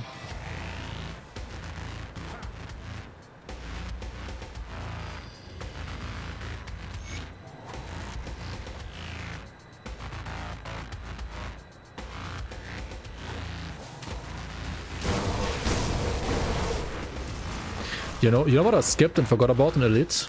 Hidden Path, I think. I didn't even do it. Whoops. Did I do it in normal? Or am I new to this game? I can't remember. Like, I should have some Solar pants. Maybe. I don't know. Maybe I played too much of the League where it's like not mandatory to do them on normal and Elite. And they're kind of like the only ultimates. Check on GRIMTOOLS. I mean, I could, yeah. If you're unsure if you have done Hidden Path or not, you could just check GRIMTOOLS and upload your character there to, you know, check your progression. GRIMTOOLS also has a feature, like progression check.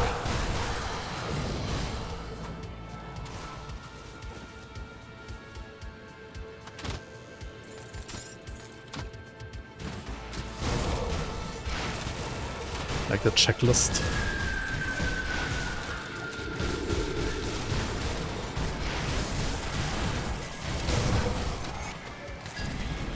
Flames of Wrath and a Battle Axe, actually. Okay. You always want to check out these Battle Axes because they can potentially be better than my Markadars, to be honest. Potentially. If they roll like with crazy stats.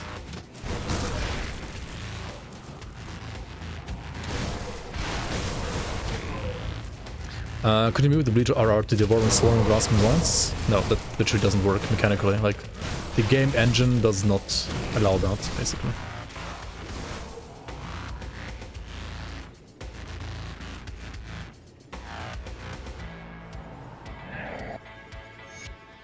Okay, we're just going outside real quick.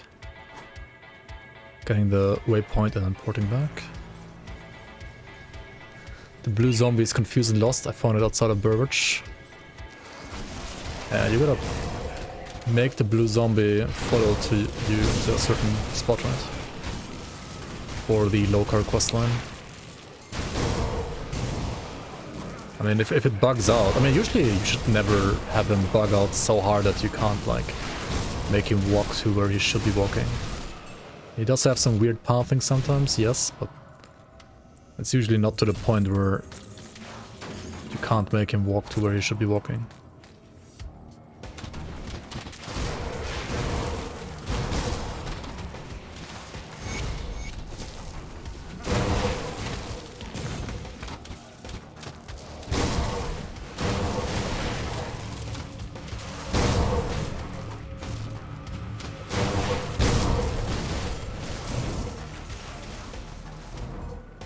Wait, you found the blue... What? You found it in Burbage?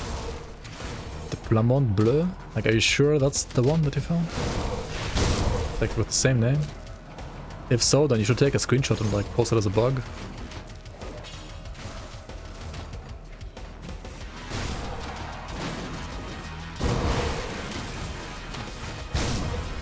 Nani? Nani? Mag for who? Yo, Magic, welcome. It was blue. I mean, there are many, like, just, like, blue zombies that are blue. And if you attack them, they have, like, this, like, chill aura, right? Like the cold one, they're called, I think, or something like that. There's many, like, just cold zombies. But it's not the blue one.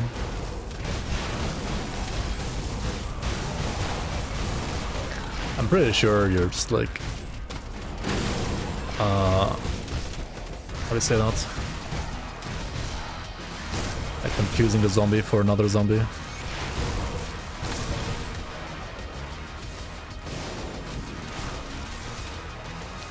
Chill Bora, a gun. Well, no guns in here, no gun territory. Ah, the game crashed, okay. Okay, so what happened here? I had like a window open, I'm in a dungeon. I clicked somewhere after it, like over here. I'm not sure if that's like...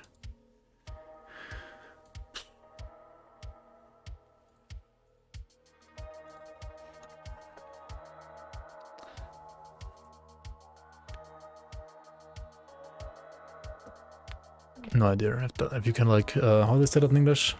Replicatable? Not sure if that's like a replicatable bug or not. No clue.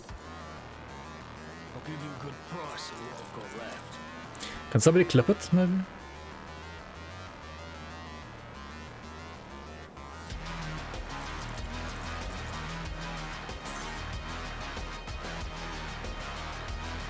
It would be helpful.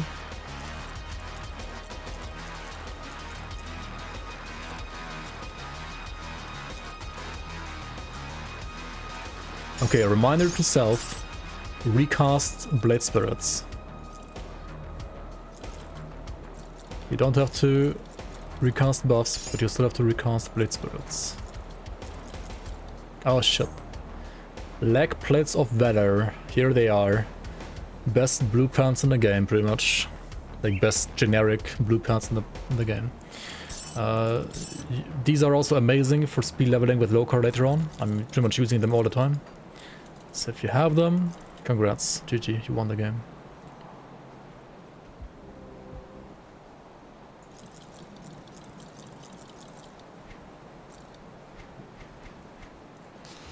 I mean, not quite, but they're really good.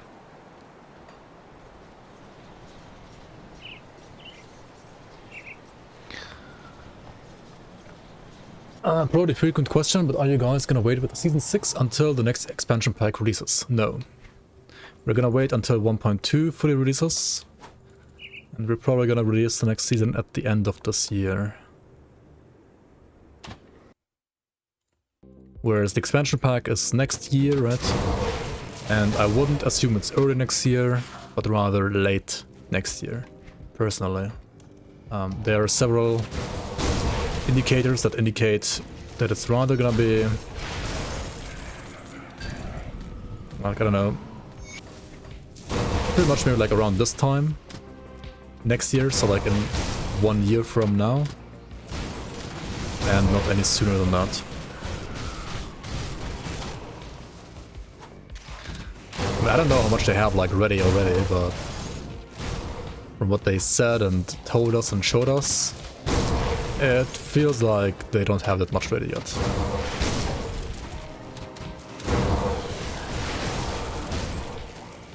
Like not much like release or like close to release ready.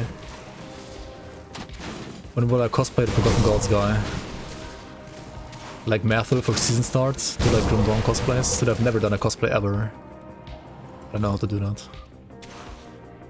Show me the indicators that indicate what's indicated.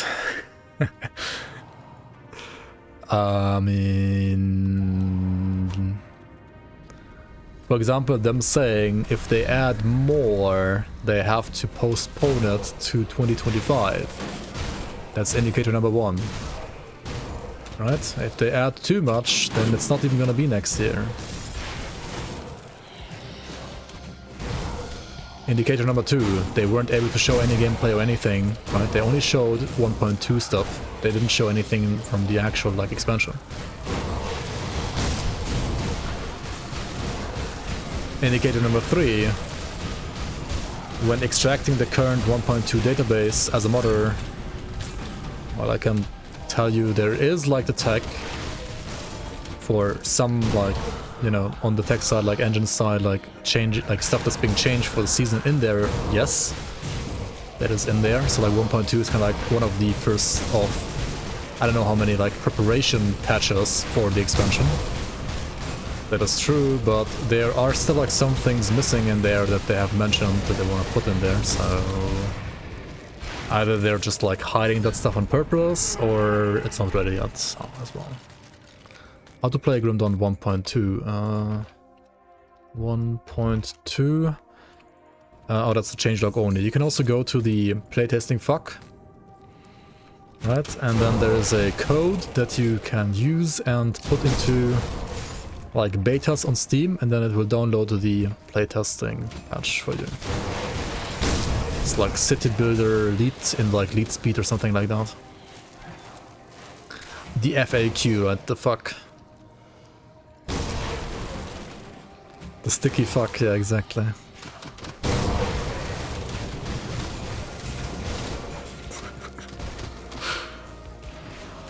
That one, yes. The sticky fuck. Okay, let's use Eloman finally. Need to find a spot for it. F. Press F for Eloman, I guess.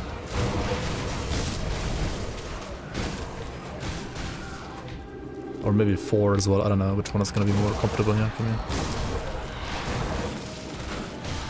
Reaper is not a 2-button build, I can tell you that.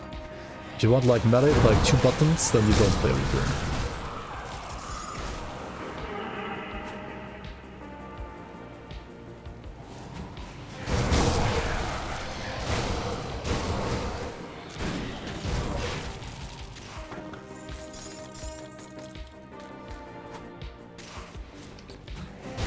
I guess it's gonna have to be put on... I don't know, man. Do I skip Ring of Steel? Ah shit, I also fucking forgot the flippin' Blade Spirits. How? I even said it earlier, right? I have to press them again, and that's that I still forgot it. How?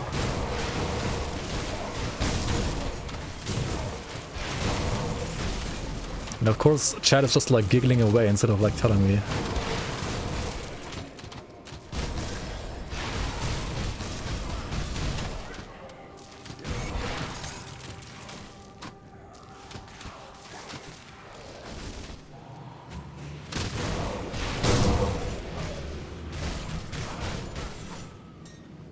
You sure are. You gotta be honest and also say you didn't notice. Okay. Fair enough. Fair enough.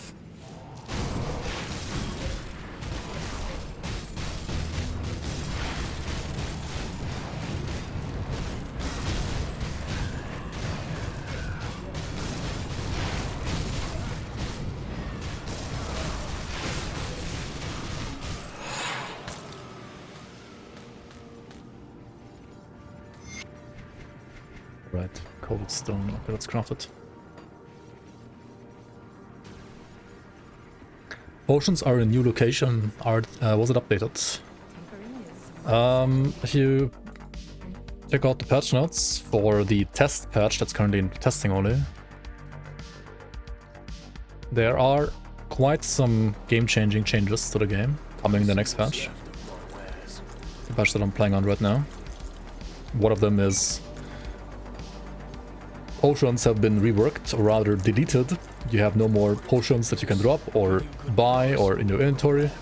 Instead, the potion is a skill now, a baseline skill you just have by default. You have one for the energy potion, one for the health potion. And yeah, so you have infinite potions as well now.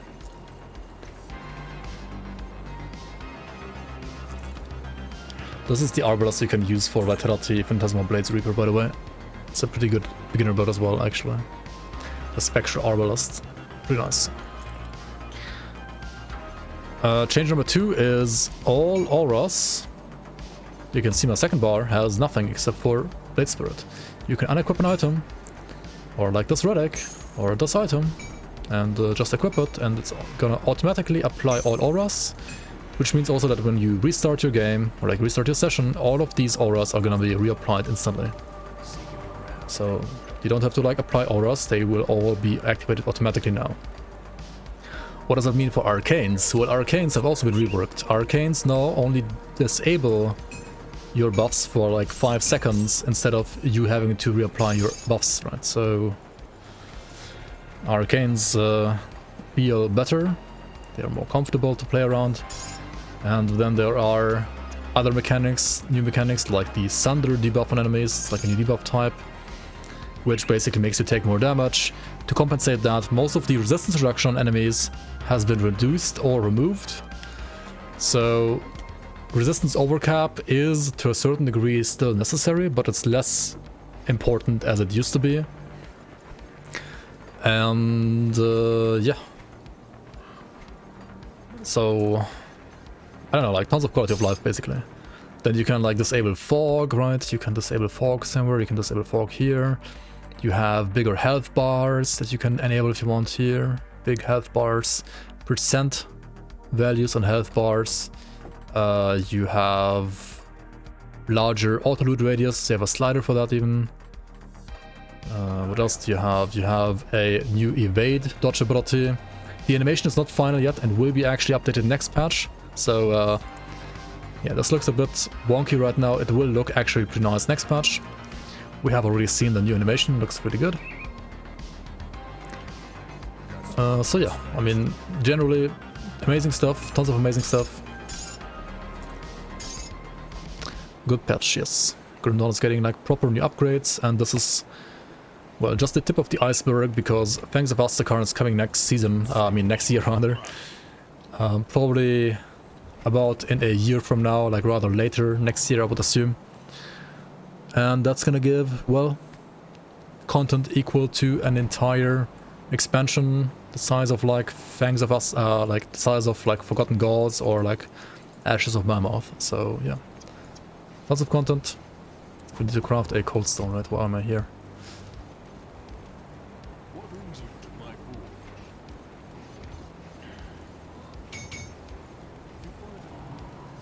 Jokes aside, I really like potions recharging. Not a fan of collecting health potions though.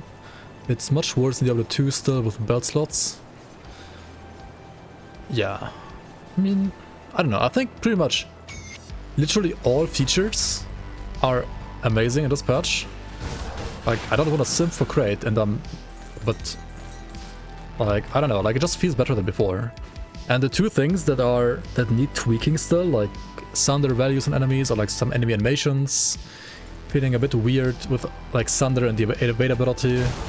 Sure, like that's not perfect yet, but it needs like some tweaking, and then it's gonna be fine eventually as well. Nothing is like balanced perfectly when it's like, especially like a new mechanic. Same with the evade ability, like this also like obviously needs some like, maybe like tuning here and there. Animation is already getting changed next patch, like next test patch update. So yeah, I mean, I'm confident they are gonna be working in the right direction. And there are upgrades for this game coming that are not just like power creep, but the game is also getting harder in a way with Sunder. On the other hand, the player is gonna get more player tools to like solve that harder content. So that's pretty nice. Oh yeah, also they made it so that like green items sell for less bits, but you just get more bits overall. I'm currently on the fresh run still looking at pretty much every green item because I have no items, right?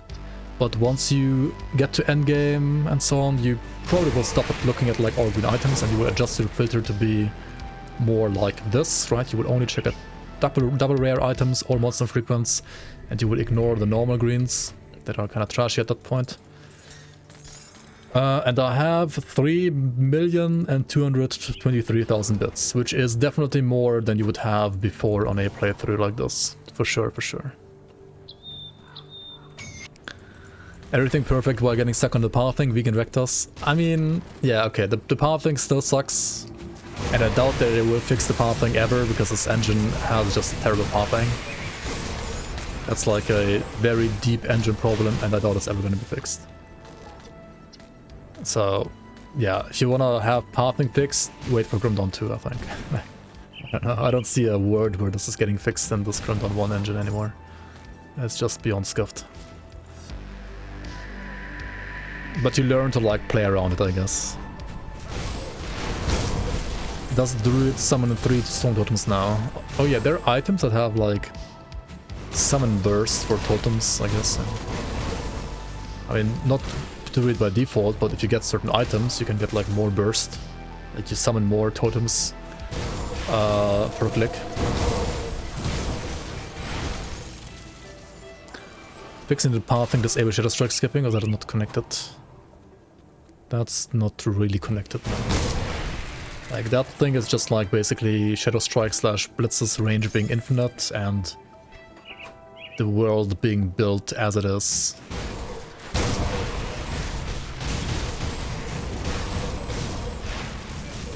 Yeah, if they fix the pathing issues where you get like stuck in certain corners, if they fix that, then you could probably like Shadow Strike even further without getting stuck in certain spots. Like if anything, it would make Shadow Strike skipping even better. Which is also fine, but I mean also I would personally not necessarily mind them removing this like feature. Because I think, as cool as it is, it looks a little weird. Is that a bad thing? I mean, they could just fix the range of Shadow Strike and Blitz. Fix it that way. But I mean, at this point it's a feature and it's kind of like intended and part of the game, so... You could argue it's like, you know... Maybe too late to change it anyway.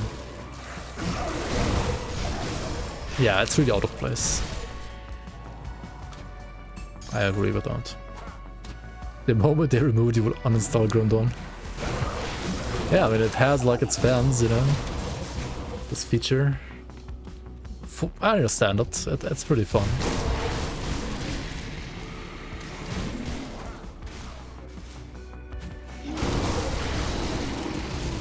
But I mean, it's fun, but it also looks weird. I can like see both sides. I can understand both sides.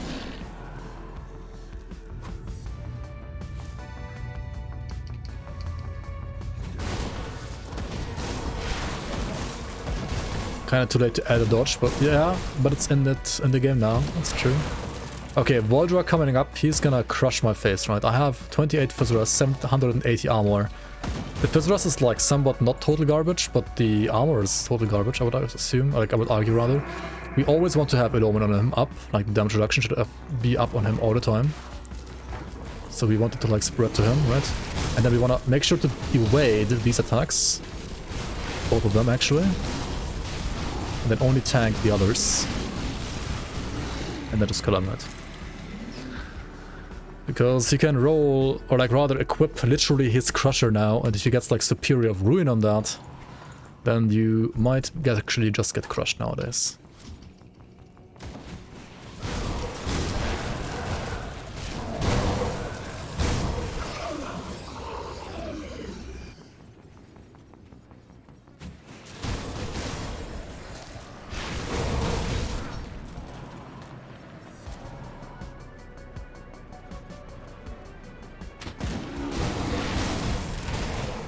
And I also wouldn't mind them giving Voldrak more HP, by the way. Ah shit, this bug is still there. Well, look, I haven't been at much. I came up. They're gonna fix this surely, right? Surely. Are the weapon affixes on weapons affecting the mobs that drop them? Yes. If the enemy... I mean, depends, right? If the enemy equips the weapon, right? If it visually equips the weapon, like Voldrak, for example, visually has this item equipped, right? Then the enemy has exactly the item it drops equipped. And if it has % physical damage on the item, then the boss also has more physical damage. So every affix on this item matters on the boss as well. That is only for bosses that equip their items, though. Some bosses obviously cannot equip weapons. And for those, it won't affect them, but yeah. The bosses that can equip weapons, it will affect like all of their stats. They also can get more resistances from an item. Like there are like lots of mobs, for example, in Act 6 that can equip a chest, a shoulder, and so on, and they will visually equip that chest and shoulder. And they will get more resistances if those items have more resistances. So same thing there, basically. Same mechanic.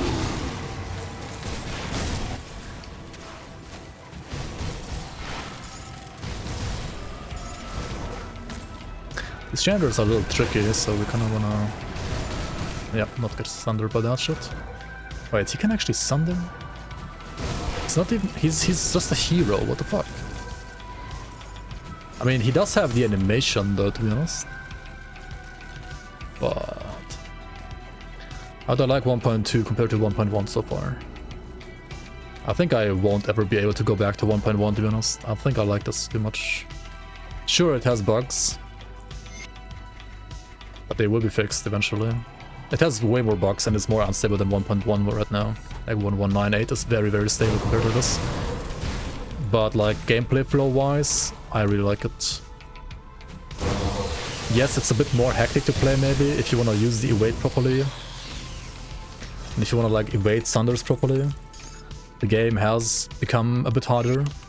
But you also got more tools to deal with that, like harder content. And I personally like that a lot. I think the game was way too fucking easy before. The base game at least was. So I think it's a good change. And if you think like, you know, Ultimate is too hard for you and there's like new changes, then you can always now play Elite or Normal to 100 if you want, right? Like those difficulties scale all the way to 100 now as well. Oh, that's the regenerator that some guy was like shitposting about today. Interesting.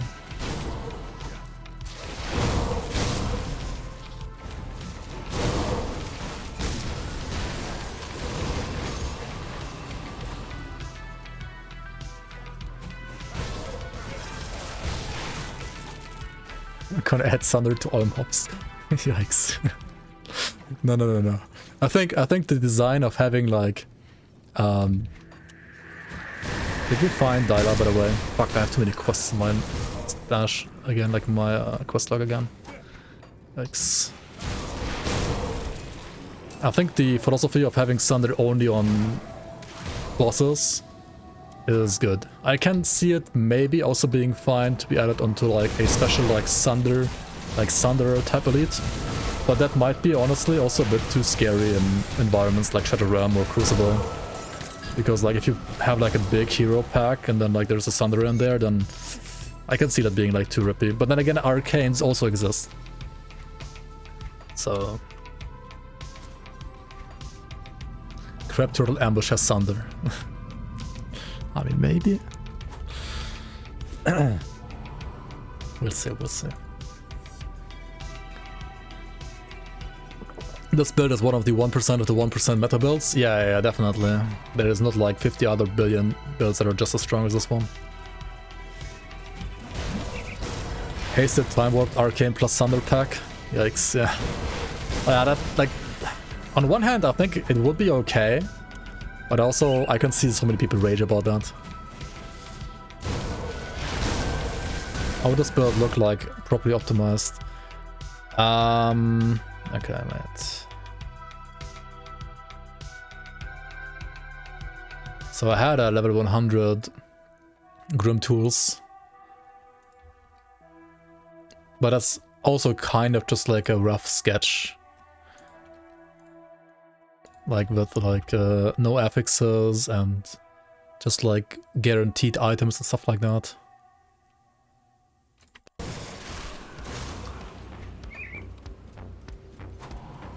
So yeah, you can always like min-max it further, going for example like Morganath set from the Morganath dungeon. Stuff like that. Ill Omen, like Eternal Haunt Ring is really great. I actually found one, I just can't equip it right now because I have shit resistances. And I need to fix Reputation to get augments. Okay, we're gonna leave a portal here, right? At this crossing.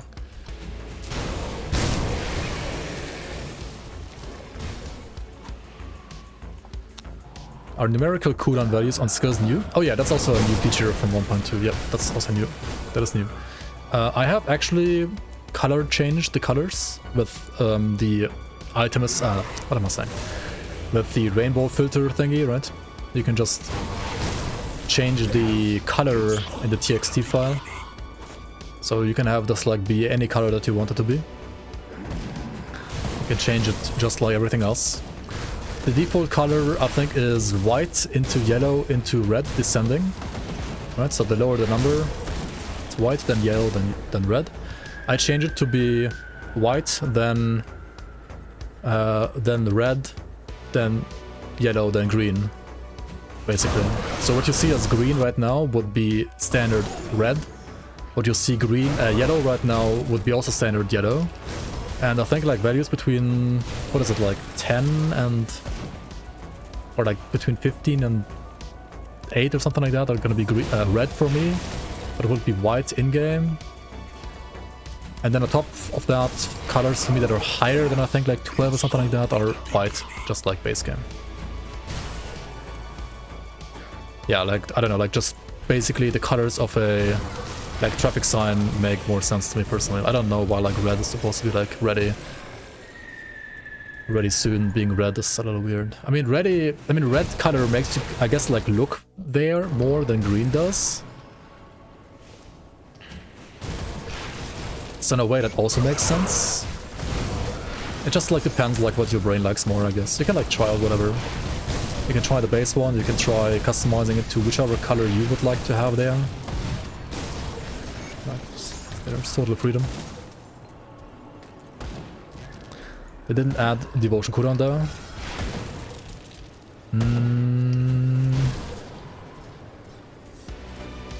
Dude, I'm just happy if they like finally give like Ghoul and Wayward Soul like different icons. Like why are those icons still the fucking same icons, man?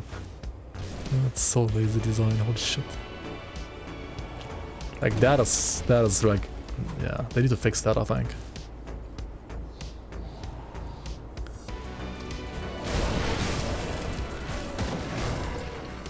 And yeah, it would be nice to like see cooldowns of devotions, I guess, as well somewhere here. Would be nice. Yeah. I've never really like used it ever, so I don't really care too much. But it would be nice, yeah.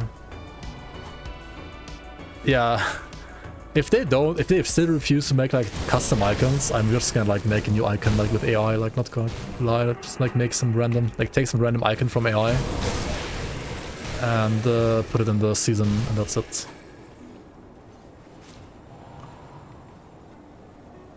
Yeah, it's 42 times 42 usually, right? Or something like that. I don't know. Or no, it's like 24 times 24 even. I don't know.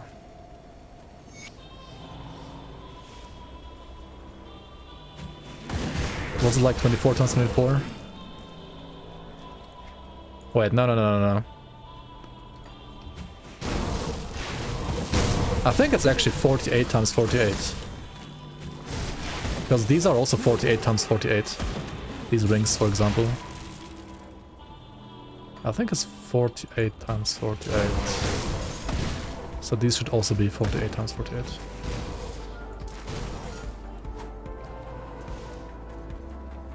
I don't know what the grown-ups are talking about, but I agree. It appear many smart. So with GRIMTOOLS, right, you could display the cooldown of your devotions as well as basically like a buff icon here. And we don't have that with this patch. I mean, we also don't have DPS meter. So those two things are something that I think could be added. Not sure if they're gonna add it though.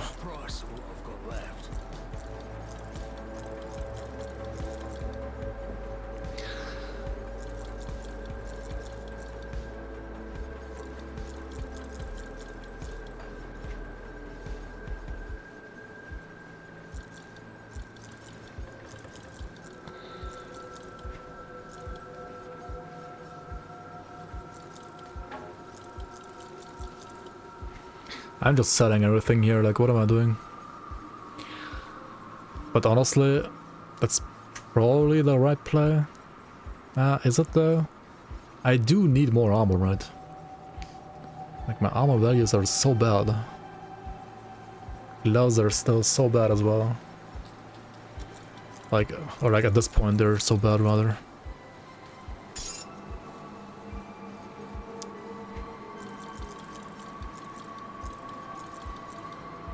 Shadow Spark Hood, +1 all skills to Nightblade. That's kind of juicy. What are these values? Why does it have 2% attack speed? What? 2? Why is it 2? Out of all the numbers, why is it 2? Oh, these gloves are nice though. Dredge grass is a really nice find. The problem is it's kind of squish. I mean, it's still more armor than my current one though. It has also conversion, wit to cold, and attack speed. These are really nice. Execution, nether edge, and necrotic edge. I mean, nether edge is for the phantasmal blade skull. That's useless, but actually really nice gloves. Should probably use them if I can like fit the... If I can fit the... What's it called? I can fix the resistances with... holy shit, dude, Alzheimer's. With augments, there we go. It's hard to talk sometimes.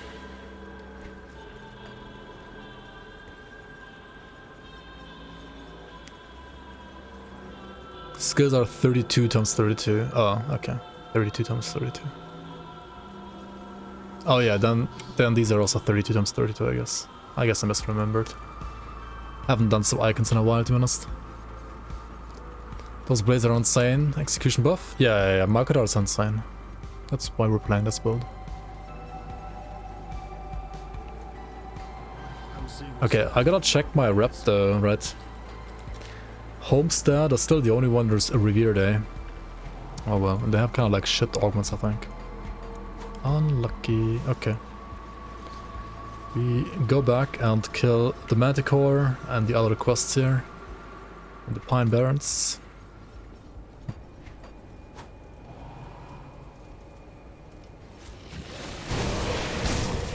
Okay, where the fuck am I going?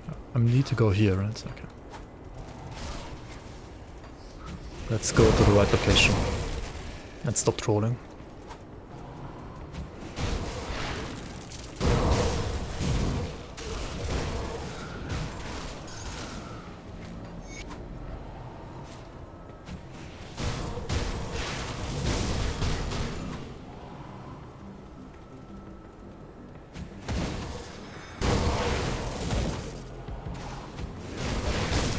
Okay, look at the tail.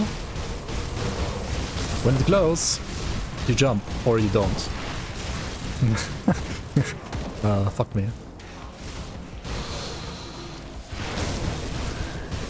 Oh my god, dude, it's so quick. Why is it so quick, man? Big boomer. How are all the Grundorn boomers supposed to dodge it? I can't.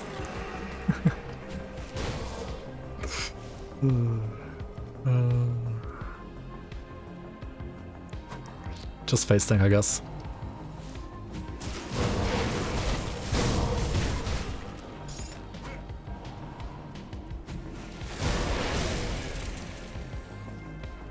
I'm not trolling, you're trolling.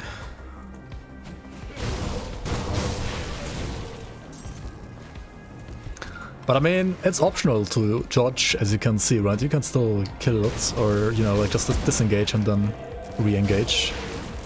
I think it's fine overall, I guess.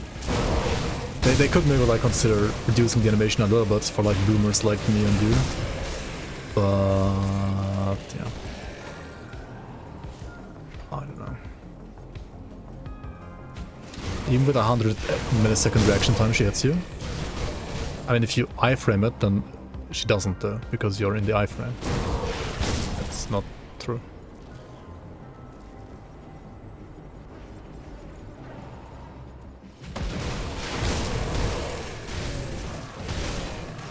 You are locked into attack animation. I mean, if her animation is slower, you can just...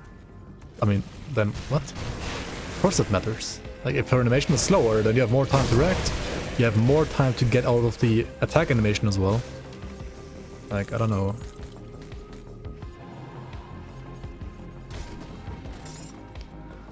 I mean, what you could also... Yeah, I mean, you would have to, like, anticipate and, like, stop attacking and then dodge, maybe? I don't know. Yeah, I think this also is one point that... They need to maybe, like, work on a bit more. Like, it should feel smoother and cancel the animation, right? Like, it should have, like, animation cancel. It doesn't really... Like, it does, but it also doesn't. But it just doesn't, I guess. I don't know. Yeah, it's kind of skiffed. Anticipate, so don't deal damage. I mean, as I said, like it would just be fine as it is if the animation was slower, because then you always are out of your attack animation by like with the first frame you see the skill happening, right? You just stop attacking and then your, you know, attack animation, you're gonna be out of your attack animation and you can evade. You don't have to like stop attacking before the actual like attack cues, right? You're gonna see it and you can stop attacking and cue your evade and stuff, and then you don't get hit.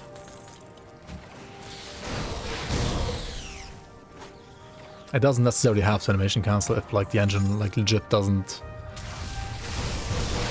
Like I'm not sure if this engine like can ever work with animation canceling. I have no idea. Maybe it can, maybe it can't. But if it can't, then they just need to like make the animation longer. That's fine as well. Like it doesn't have to animation cancel if the animation is long enough.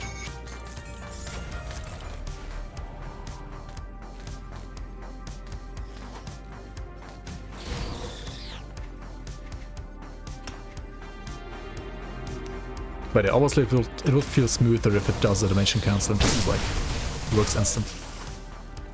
I have to say it is better and more instant on average, at least it feels like that, than say the movement skill, right? Like than the teleport, for example. But I don't know.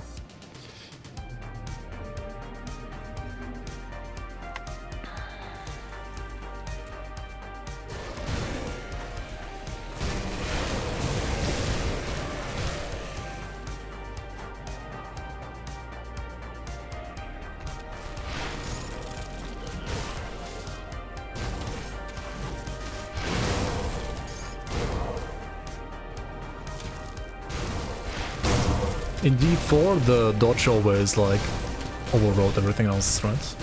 I mean, I think so.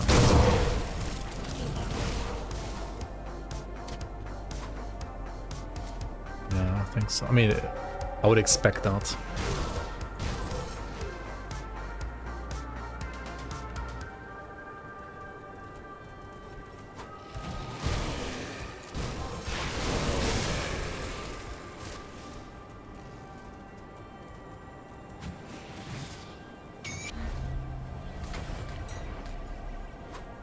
If you pick up the legendary before it drops, you don't get the sound, by the way. I don't mind that, though.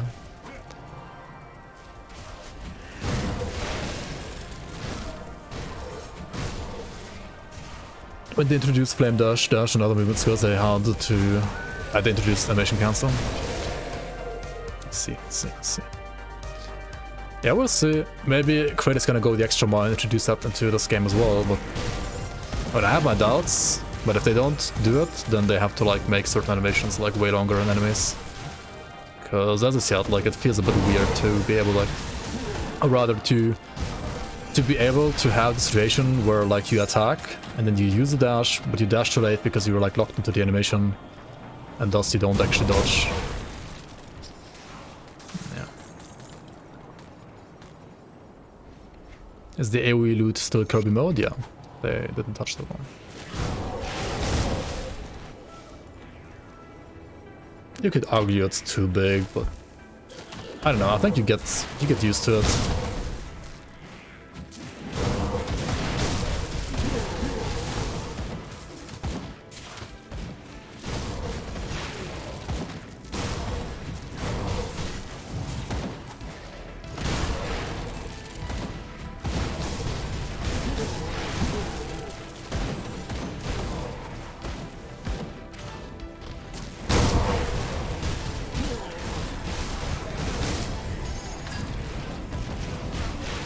Oh, Mythical Silver Sentinel, upgrade.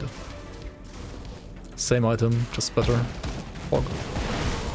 Alright, we're starting to see some mythical stuff at level 76 already here, at least blue gear. Cool.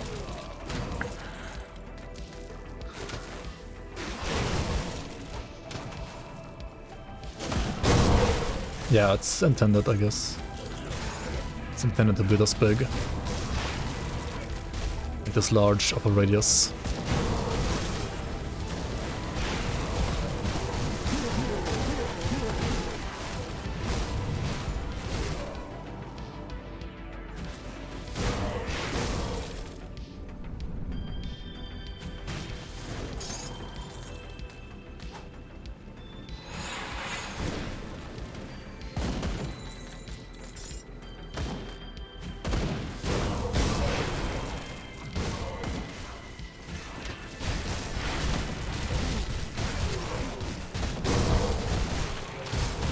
This guy can hurt, and you can also get healed by these healers, so you want to make sure there's no healer in here. Okay, there was actually no healer. Never mind. Also make sure you always apply your Illumin on him, so he deals less damage to you and you don't die. But yeah, you saw the dynamite, right? Like how big the radius is, like stuff from this. Chest is also getting picked up here. Wow, even getting this Demon Slayer set, eh? Game's telling me to play Vitality PB Reaper, I guess, maybe.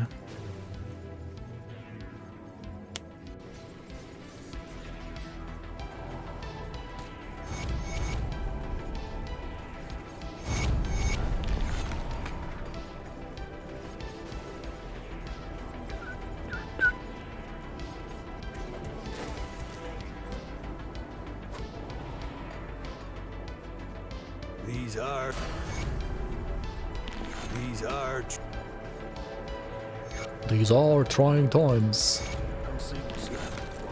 Okay, what do we have here? Garbage. Garbage. Garbage. Garbage. Garbage, garbage, garbage, garbage, garbage.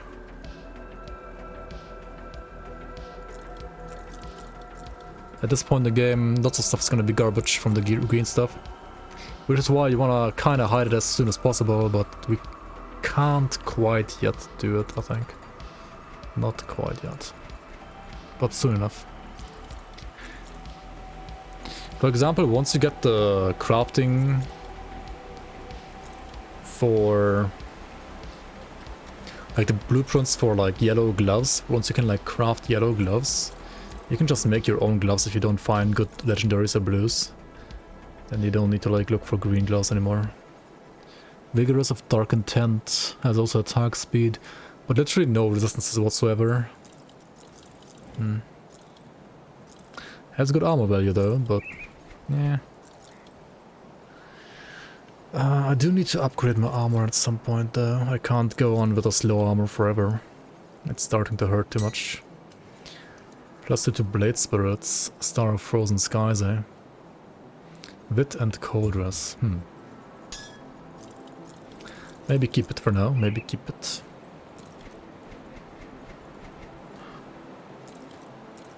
Okay, obviously we're gonna like dump all the blues and purples into the stash for now. And I mean, we have enough money to like buy all the stash tabs, right? Let's do that. And yeah, we're gonna worry about this itemization a little later. I'm gonna put all the items I will consider for my build probably over here, which means not these anymore. Oh wait, we got 2 of them over there. 2 Leopards of Valor, holy moly. Okay, I should probably put these somewhere else then. To avoid some clutter. This one is actually worse. Anyway, why am I even keeping it? I mean, this is good for leveling, but not for this character at this point, I guess.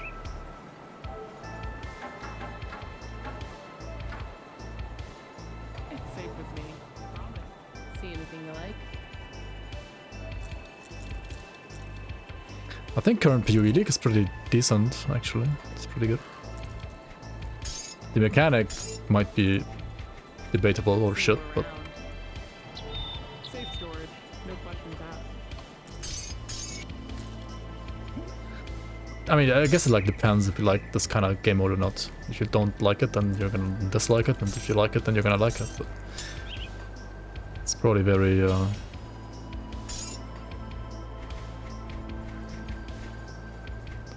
controversial.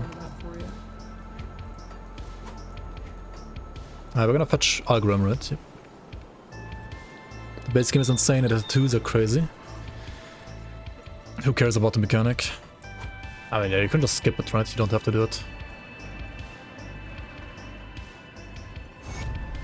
So how good?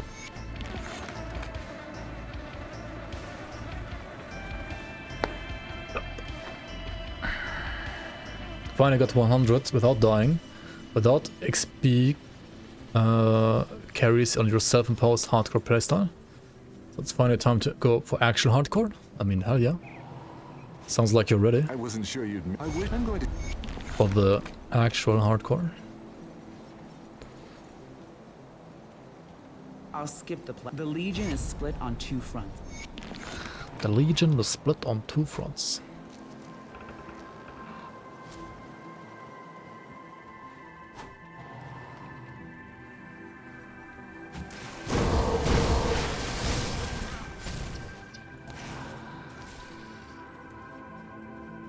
I mean, also, I guess if you're like a auto battler or like MOBA enjoyer, then you're gonna, on average, already like the league mechanic more than if you're not.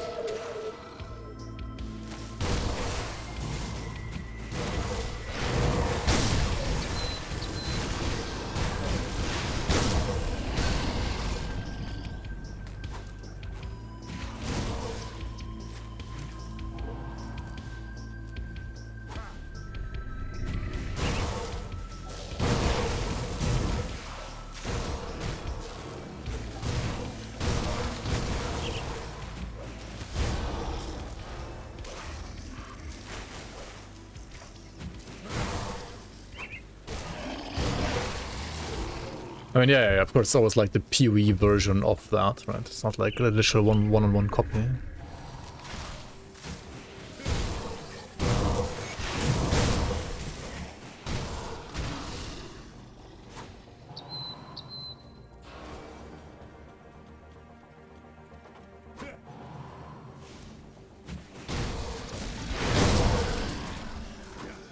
Yeah, I mean, it has to be more interactive, of course, than an actual auto battler. It's an ARPG after all. You can't just like put in a AFK mode where you literally just watch other things kill each other. Like, then you might as well just play an actual auto battler, you know.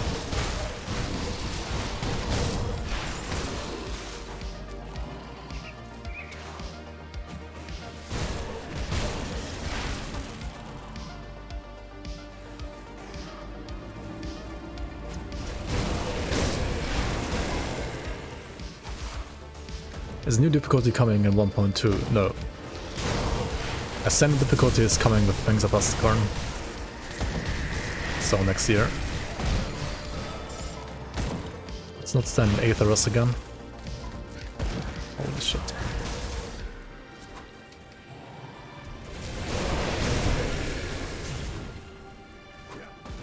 $10.2.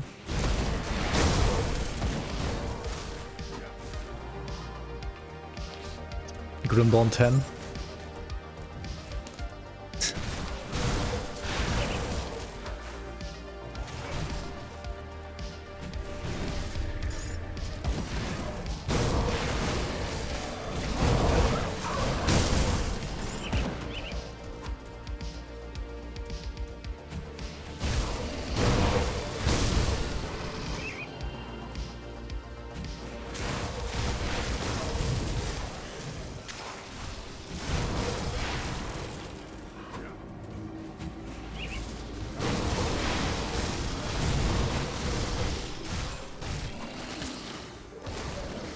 Oh no, smurfing the league mechanic.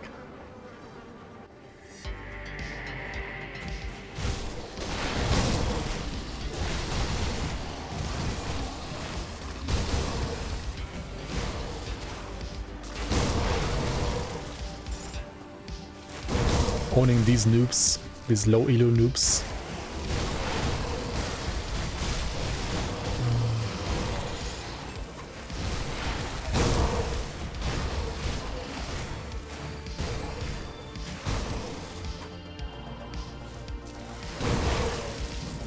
I should maybe like check out the mechanic actually in Fury League. How long is the league gonna be still? I kinda just wanna like see how the mechanic works. That's all I wanna say. I don't really wanna play the game, but another like 6 weeks. Do we really know if it's gonna stay or not? I mean, it's probably not gonna stay, right? And then it's maybe like gonna come back later with like another league at some in some weeks later.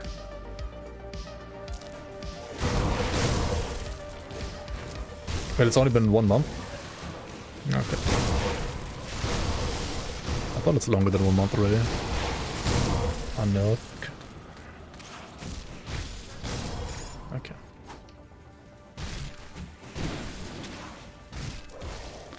We go here, get a God's Ring, see how good or bad it is. Maybe we can actually use it for our build, depending on the epics that we get.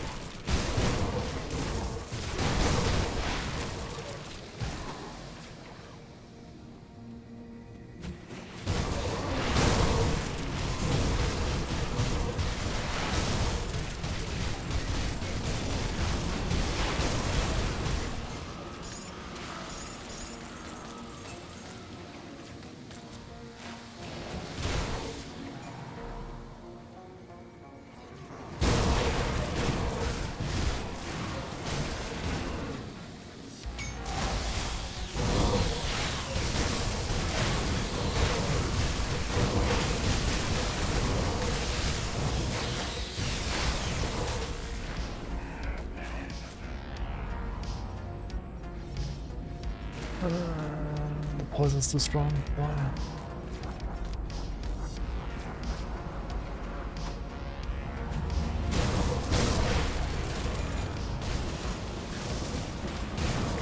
Wait, when is PoE League next? Next league gonna be?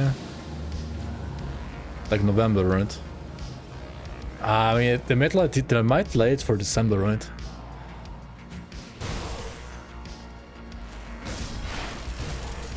Ah, shit.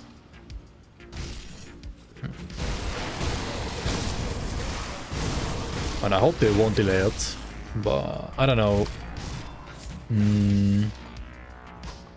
I mean, as long as we don't release in the same week, I guess it's fine, but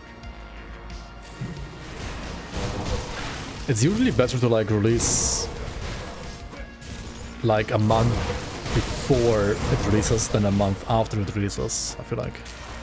But the last month, like, people are just playing different leagues, right? So it would be best to release it like in October already, for example, or like in something like maybe January or February. Yeah. I mean, I kind of wanted the league to be playable for Christmas holidays though, because lots of people are always gonna like play video games during those holidays. Like New Year and Christmas. I mean, apart from like meeting some family and so on, like people just game all the time, so...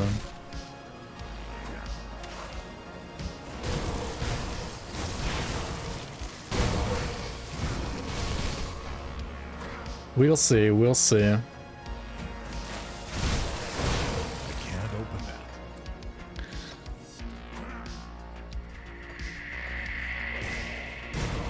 August 23rd, so it should be November 23rd with 3 months, but it's usually like another week on top. So it would be like 1st of December or something like that. I mean, I guess it would be fine to like release late December then or something, I don't know. It would kind of suck for streaming for myself, because I'm probably not gonna be able to like stream as much during the holidays, we'll see. It would be nice for you guys to play, I guess.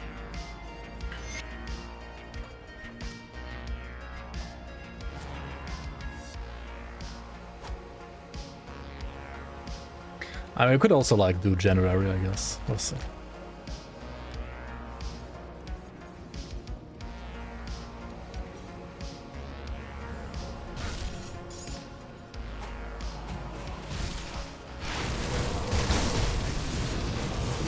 Are ghosts gonna be optional in the new season? Yes.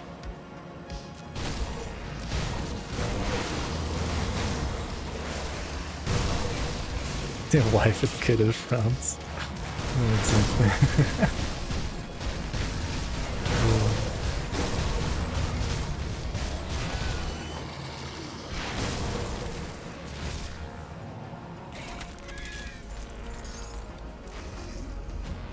Okay, apply it, Omen, right? This fucking thing just applies Thunder and you can't do shit about it. It's gonna happen eventually. Or not? Or did they change that? Did they hotfix that actually? Interesting. I thought like every attack thundered. Maybe not. Maybe there was a hotfix, no clue. Or we just had like too much DPS again and the mob like randomly decided to not use thunder. Not sure what happened there. I don't know, I mean, this was just like vanilla Ravna, like base game Ravna before 1.2. It didn't feel any harder because there was no Sunder. I will see. Seems unfinished, let's say it like that. Well, like, feels like 1.1.9.8, which in my opinion for Ravna feels a little unfinished. I think she should have Sunder, just on a like slow and telegraphed attack. Maybe the rocks should Sunder, I don't know. But then the rocks should like have a glow, right? That represent them sundering you. I guess, I don't know. I think so at least. Critic hits from there.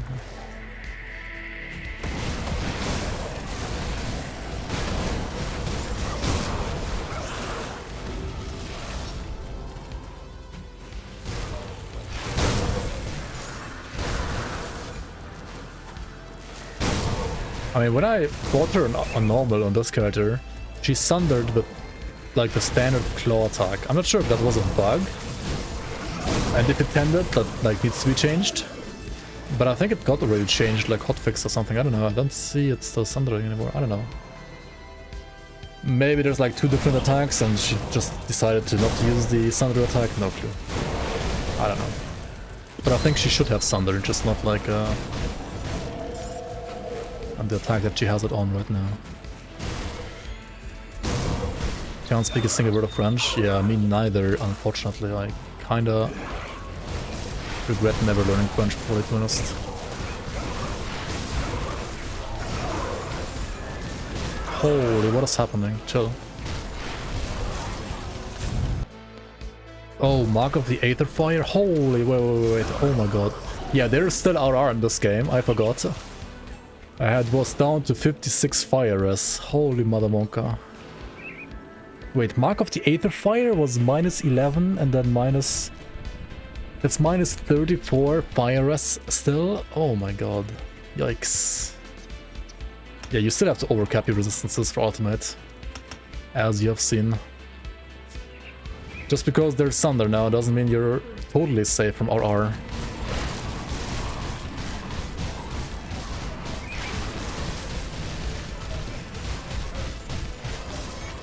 Okay, this clown just died as well, I guess.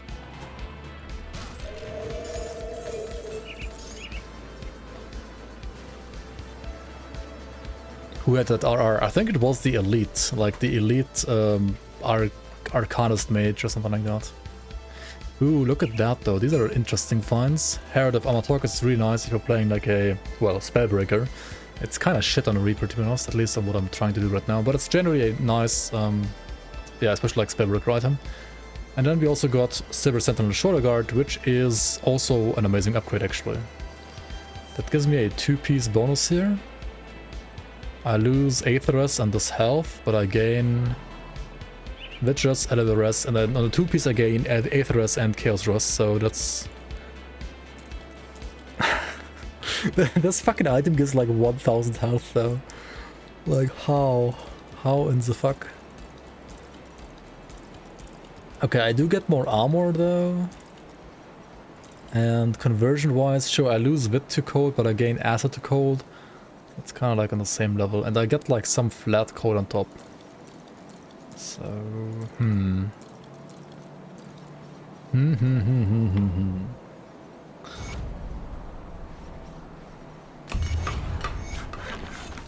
see what's left of my wares. Dude, 1k HP is a lot though, not gonna lie.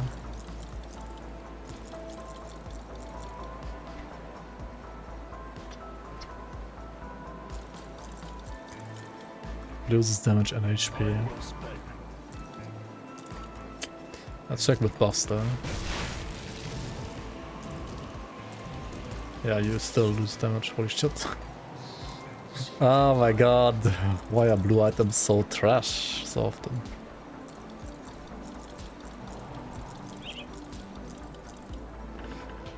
Vampiric of Attack. That's OA and Leech. It's not bad at all actually.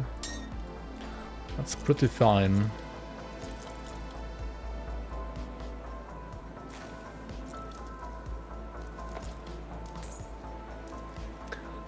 Wait, why is it 1500 armor? Holy shit.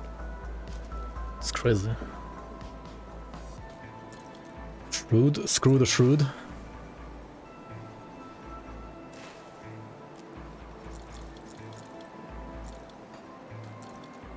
Put it to good use. Oh, another page. I'll Okay. give you a good price on what I've got left.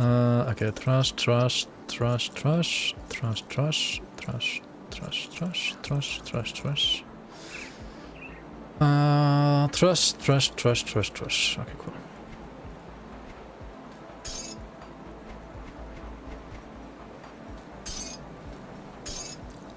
See you around. Just wire it, yeah. There was much commotion. I see my scouts have. Just wire it. I mean, I found the chest already though, right, for Just the Mythical? person. There are two other. At least. Alright, time to side with comments chosen yet again. have come to represent. Just like last time. Time to pick up these quests here. Time to skip the cannons for now. Fuck the cannons.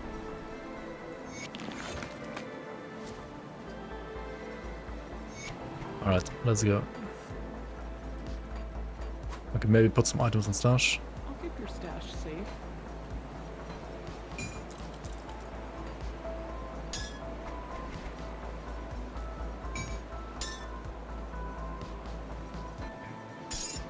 It's safe with me. Okay, good enough. Already have 4 insignias to help.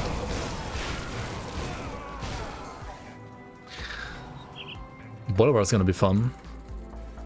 Probably. We'll see, we'll see.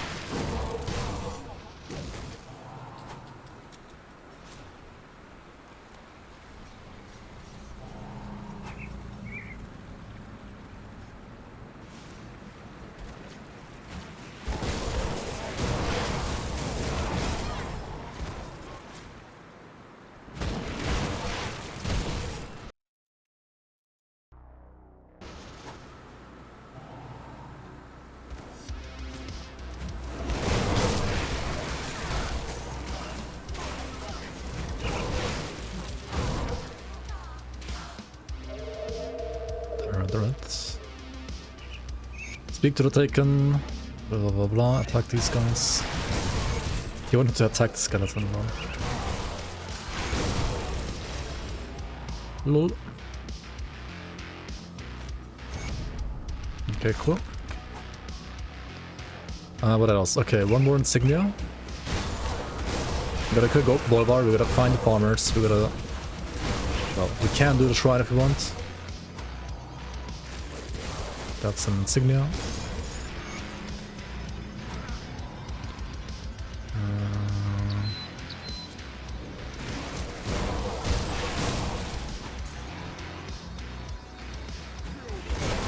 Burn the witch. Monk.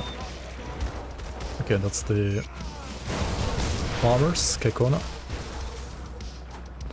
Maybe we can even get like some totem in here.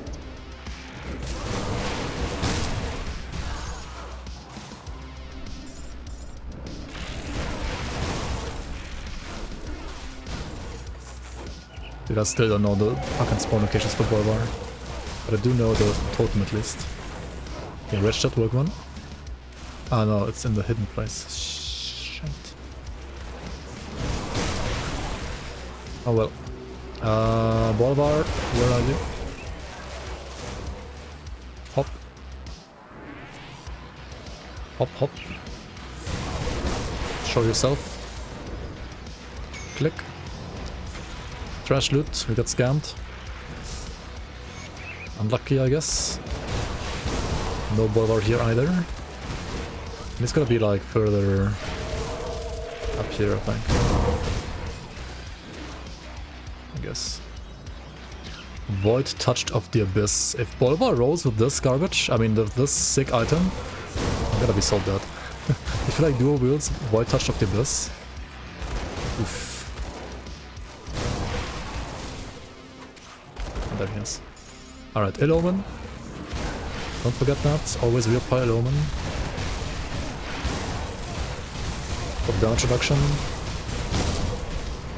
Okay, never mind, he's a joke. But then again, maybe it's only a joke because it's like something like Chilled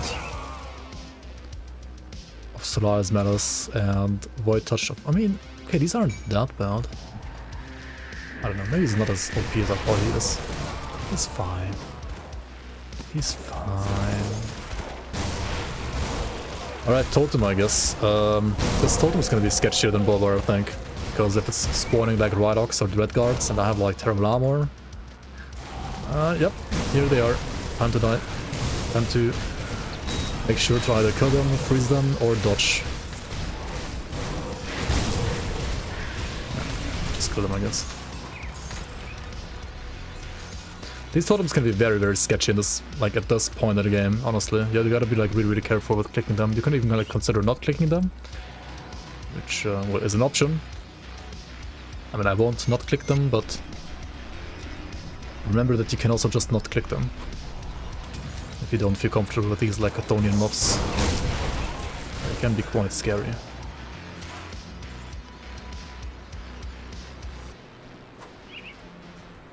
You're watching Quinn playing Cyberchunk update. Looks good. Nice, nice. Did you see the... I mean, yeah, you saw it, right? Obviously. You even linked the clip to Kerplunk. D4 bad. Said by the Twitch CEO. Dude, that interview was... I mean, I watched like, I don't know, like I think the second half of it. I mean, Quinn is not the best interviewer, to be honest. Some of the questions were like so scuffed. But then again, also like the CEO at some point, I feel like just got bored of Quinn and like his weird questions. That he like started showing off like videos of his kids from YouTube channels that had like 10 subs basically. It was wholesome in a way, but also it was very much just like my boss is making me like watch videos of his kids kind of vibe. And I can't say anything about it because he's my boss. Yeah. It was so weird. Like Quinn had like another like 2 pages of questions and he said like, nah, fuck this, you can ask me one more question and I'm gonna show you a video of my kid, right? Like Quinn got cucked hard in the end. Holy shit. Shut down.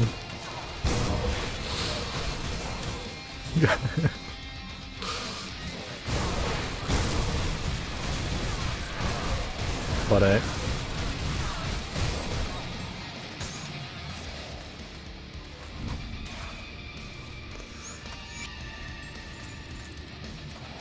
the other hand, I mean, if this was like any other guy, right, Quinn could have like said more, or like would have said more against him, I feel like. But it's the literal like CEO of his like he's basically his boss, right? So he can't really like, you know, like talk shit about him, otherwise he just could technically get banned, you know. Like banned by the CEO. You can also like critique stuff, and he did it sometimes as well, but like sometimes you saw in his face he was like gonna say something, but he was holding back because yeah, he didn't want to get banned.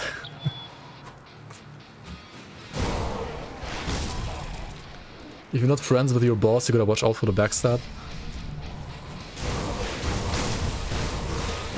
I mean, yeah, he certainly has a different like boss relationship than you had with your boss.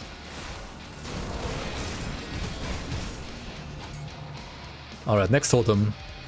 Careful with those Chthonians. Mark of Torment, Arcane.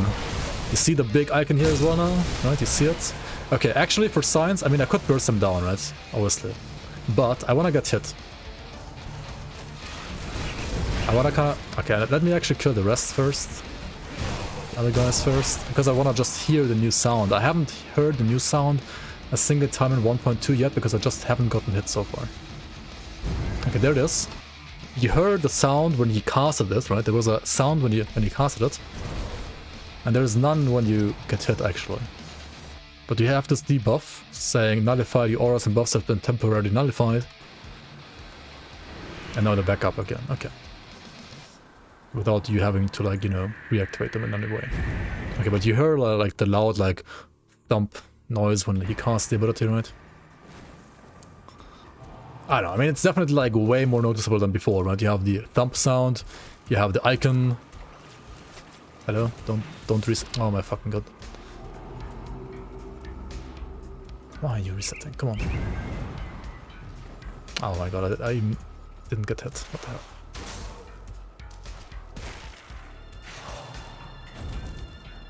Come on, do it. There it is, right? Nullified, boom. 1, 2, 3, 4, 5 seconds, right? You even see the icon here above her face, and now they all, like, instantly go back. Yep, that's the new arcane for you. Obviously, much better for everybody involved. You still have to dodge it, there's still some skill that you know... Like, you still get rewarded for dodging it properly. You still get rewarded for being a skillful player. But if you got hit, you just have to, like, disengage for 5 seconds, and then they will automatically reapply. Kind of feels like this is how Arcane should have been in the first place. So yeah, very nice rework there. Feels really nice now. And you have, like, better visual and audio cues for the animation and the ability, and the mob that's able to cast it. Gotta download 1.2 right now. Let's go. Make sure to back up your save files though, because this patch is a little... I mean, as amazing as it is with many, like, in many ways, it also is a bit buggy, because there is, like, some new tech being, or like some engine stuff being rewritten, I think, in the background, or like some... Yeah. There's some stuff being rewritten, basically, and because of that it is fresh, and everything that's fresh is always a bit buggy. So it is more buggy than 1.1.9.8, and it can crash a lot more than 1.1.9.8. I'm kind of lucky with that. I feel like I literally only get, like, pretty much one crash related to this patch. But I've seen other people, like, crash literally every hour. So, yeah. It can be hit or miss, I guess, with the crashes right now. But yeah, keep in mind, this is only a playtest. It is not officially out. It's no, like, it's not, like, actually ready yet. So you are opting into a, like, unstable version of the game. So you should be fine with having crashes.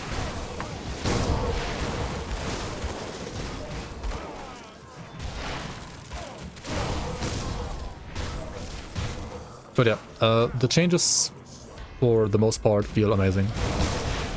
You could argue, like, Sunder needs some work, and I agree.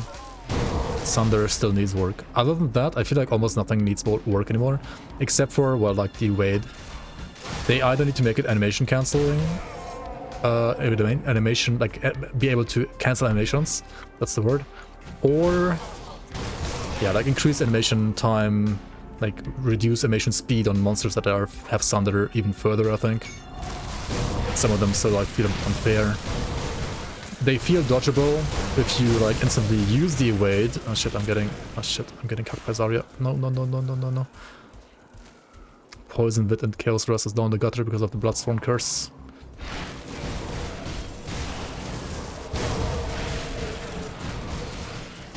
You gotta be very careful that you don't pull her alongside the shrine usually, because you don't want to fight anything alongside her debuff if you don't have your, well, resistances properly overcapped. And yeah, then, like, if you fight the mobs, her and the crystals, you're just gonna be, like, instantly dead pretty much, so you gotta be, like, really careful. Unless you, well, insta-kill the crystals in the gist of, like, in the midst of it. I had, like, 10 crashes already. Yeah, as I said, like, it is very hit or miss apparently right now.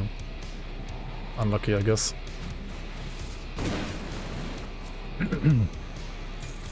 And yeah, there's like some environment bugs with like the rocks. The rocks look better, but they don't properly fit the old placements of the old rocks, so they're a bit buggy as well right now. But yeah, all of that is gonna be fixed eventually. I'll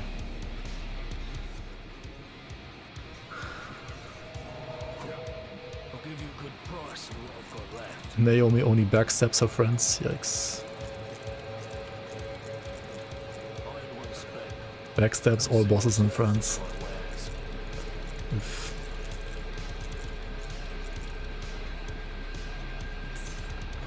What? I would never do that.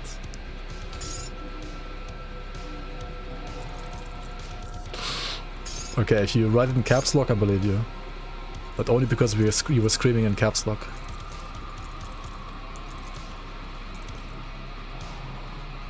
Time warped walkers. Time walked walkers. This is kind of similar to Final March in a way. However, less chaos rush. I mean, these are more damage, but no physique in DA. But also they have the skin on top, which slows enemies. I mean, it's like whatever. They're like the same. I feel like at this point, not really an upgrade.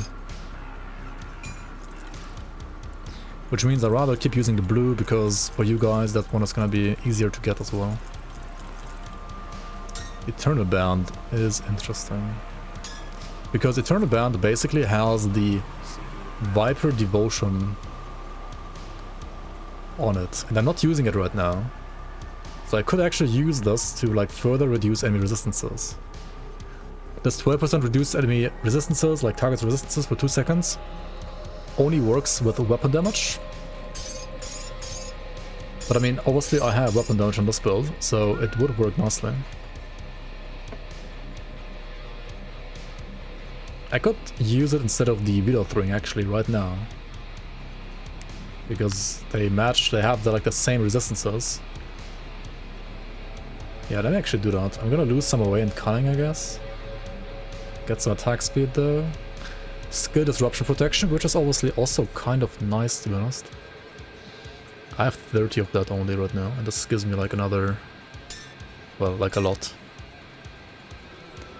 We just need to use another Slith Venom, or like Poison Rust. I'll give you a good price. Still not revered with these guys, holy shit, dude, like... Who said like reputation gain is fine? It's not fucking fine, dude. It's not fine. Safe storage, no question. Mark of Illusions.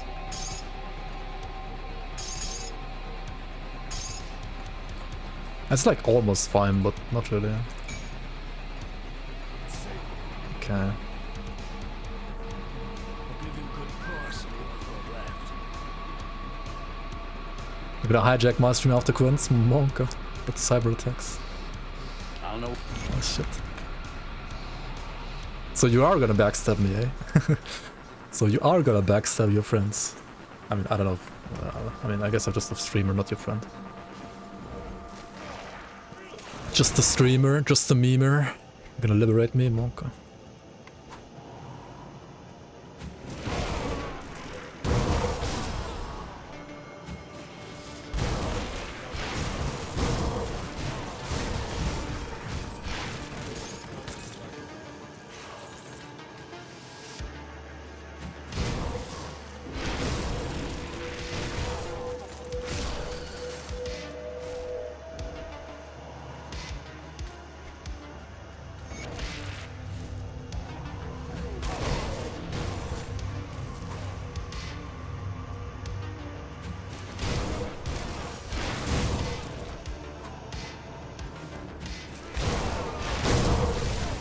Gonna drop a blue item.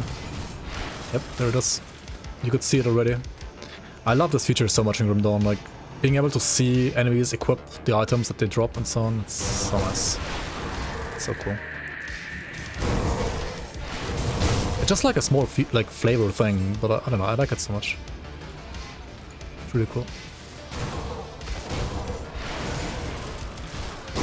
Not simply for the game, but I really like it. Even if it's only cosmetic. I mean, it's not only cosmetic actually, because, well, the monsters, or like the enemies gain the stats as well from the item.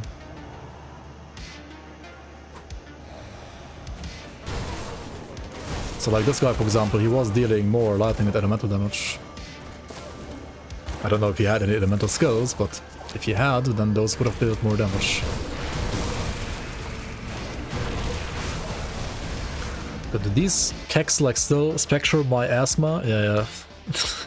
This still exists. This is still so fucking unbalanced. Look at my res. It's only spectre miasma. I have 47 vit res. Oh, and curse. Okay, yeah, it's curse of deliberation and spectre miasma, both of them on top. Holy fuck, dude. Okay, this one. No, it's actually only the spectre miasma from +2 to 47, right? It's what? Also 35 RR, right? Holy shit.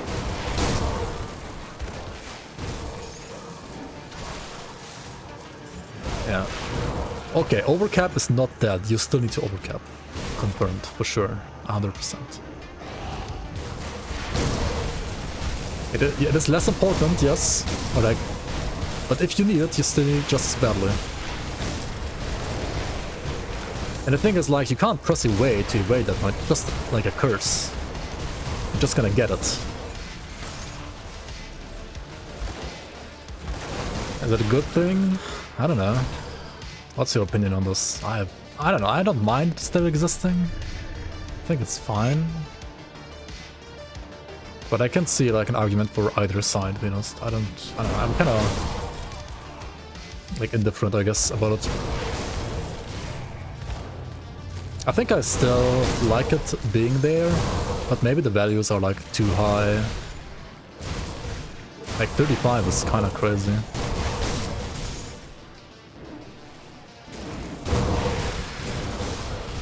You don't like overcapping in general? Fair enough. Like 35 is kinda crazy. It's still like this ridiculous trash mob. Fucking harbingers. Yeah, it's super non-intuitive. Sunder is more intuitive, actually. Like, they're making Sunder, right? Like, you're taking 40% more damage when you get Sundered. But, like, if you get Spectral Miasma and you have barely 80%, minus 35%, say you have, like, 5% overcap, right? Then you go from 80 to 50. So you take 150% more vitality damage, right? Sunder is, like, only 40 or 50%. I mean, that's still, honestly, like, already crazy numbers. And it's for all damage types. But this fucking curse is still 150% more down shaken. Like, what?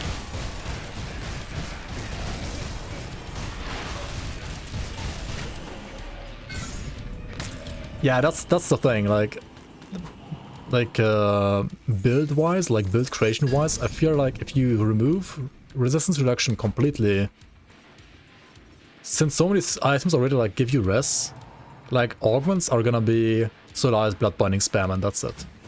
Like augments right now are balanced around, or like resistances on gear in general is like balanced around, you know, having those resistance reductions existing in the game as well. So you can't really like get rid of them completely unless you like remove, like nerf all gear pretty much when it comes to resistances.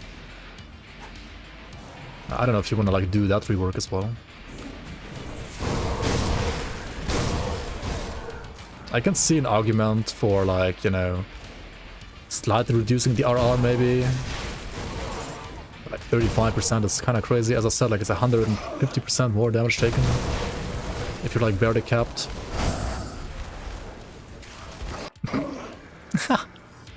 Okay, the game actually crashed here now. Okay, what is this? Okay, that's a kind of weird crash right here. I gotta snip this. So, the ethereal up there died and applied Sunder to the non-ethereals, and then the game crashed. That's a little weird. Okay, we're getting some crashes today. We're collecting the crashes. Maybe there's more crashes in endgame than there is like during early levels.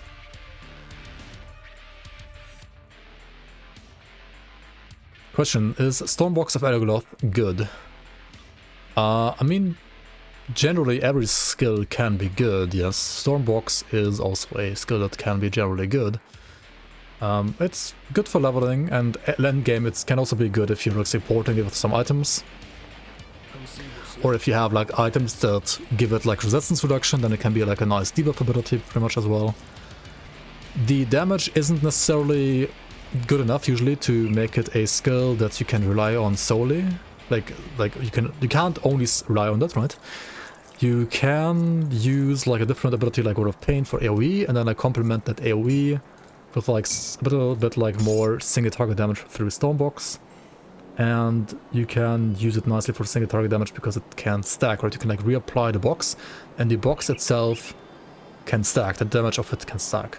The tether damage I think can't stack. The tether damage actually scales with casting speed. The box itself does not scale with casting speed, but you can stack it, so the flat damage can be stacked. The electrical damage cannot be stacked. Okay, that was like lots of information for the question, is it good or not? I mean, as with all things in Grim Dawn, everything can be good if you use it right. It's not necessarily a skill that is... Well, it's a skill that's good for leveling early to mid-game on its own, without any like investment or like without any like thinking about it. For sure. But for endgame, it's not really that. You have to, you know, make it work properly, and for that you either need items and or you need to like use it in conjunction with other skills. Yeah. It's not as like straightforward as like say Force Wave, for example. Force Wave is just you pick it and then it's good, right? Stormbox of Agoloth is not quite like that. It's not Force Wave. But it's a good skill overall. Nerfing all gear would surely be accepted with no complaints. Yeah. Surely, right? Surely. The other solution would be nerfing all augments, but that's gonna be probably similarly disliked.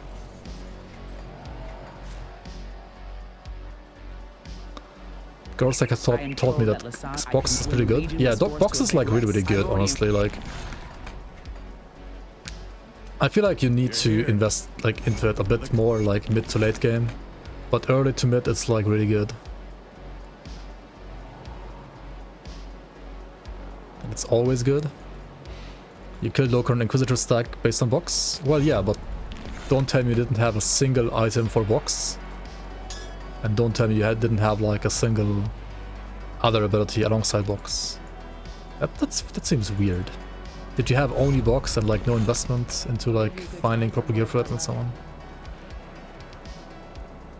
I mean, okay, to be fair, like usually you always do that with every skill though, right? You always like search the items that support your skill.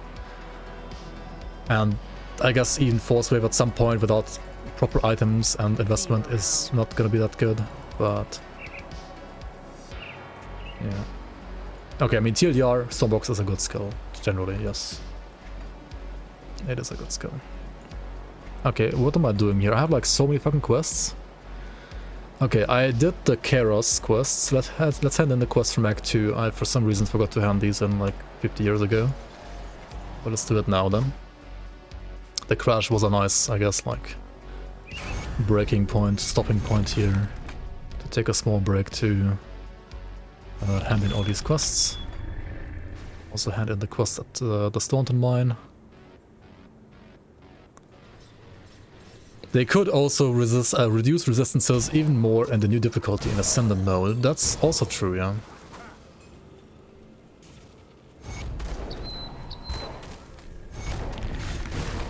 They could also do that. Fair enough, that's a good point. And then just like leave it as it is, so like basically capping your rest for ultimate is a bit easier. And then you like reduce the like resistance reduction debuffs a bit. Like 35 I think is a bit extreme. Especially on like fucking trash mobs. And then yeah, I mean you... Oh shit, I lost points to Necrotic Edge I think somehow. I gotta put some points back there I think.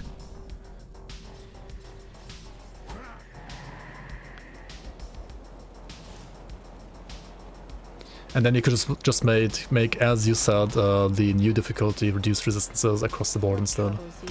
Okay, how many do I have to put here? 1 more, right? 9 is good. A good breaking point here.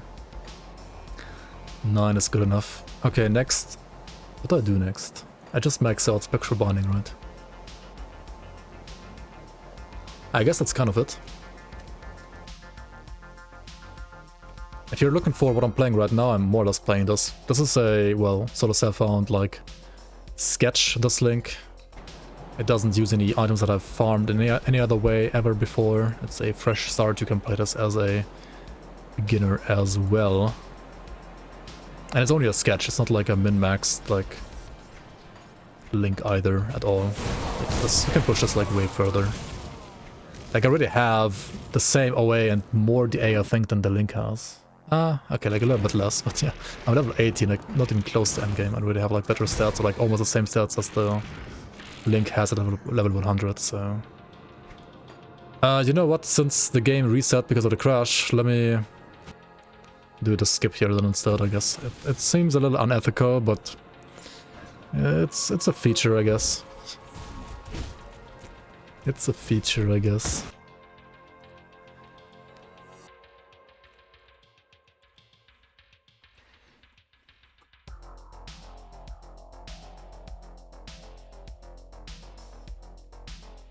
New difficulty should give all mobs total speed. I mean, they could like introduce like creative modifiers there as well, yeah. Whee! In case you ever disliked these areas, you can just skip them.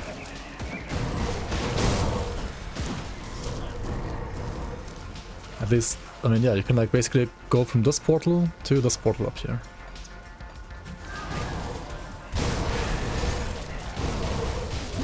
And just skip everything in between.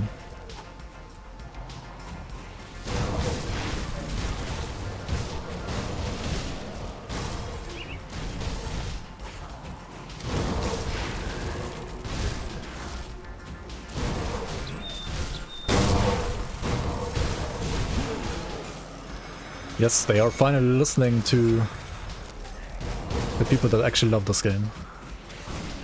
Making the game harder. Especially making it optionally harder by, first of all, making it so that people can get 100 in normal and elite if they don't like harder content, and also, well, to actually give us ultimate veteran. And then the other one is, well, more quality loot, but less quantity. Very nice, very nice. Blade Spirits? Ah, thanks. I would always forget about them in this patch, every single time.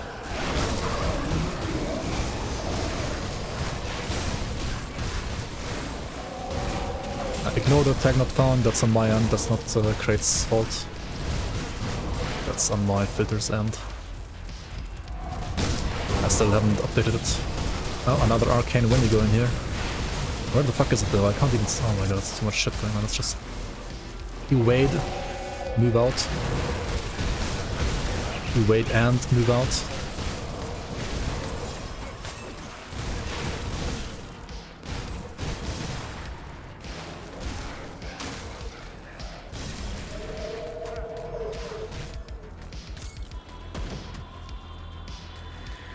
Do you feel like since they're making the DLC for Grim 1, Grim 2 will be much further in the future? From what my knowledge is, Grim Dawn 2 and this expansion aren't really interfering with each other. Ah, that's one like Cinderbug. Because here's the thing, right? Crate is not only one person, right? It's more than one person, and those persons, it's not that many honestly. It's like, I don't know, like 15 people maybe. But they have like different jobs, right? Or like they have different qualifications. So for example, Zantai is a game designer, he's not a programmer. He doesn't know how to write engines. So the people that are working on Grim Dawn 2 right now, they still have to work on the engine. They have to finish their own in-house engine that they're working on, because only with that one they're gonna make Grim Dawn 2. They don't wanna like use any other engines, and like with the Unity fiasco, they are not gonna use Unity either, like fuck that, right? And they don't have enough money for Unreal, I think, basically. Or I don't know how the situation is with Unreal.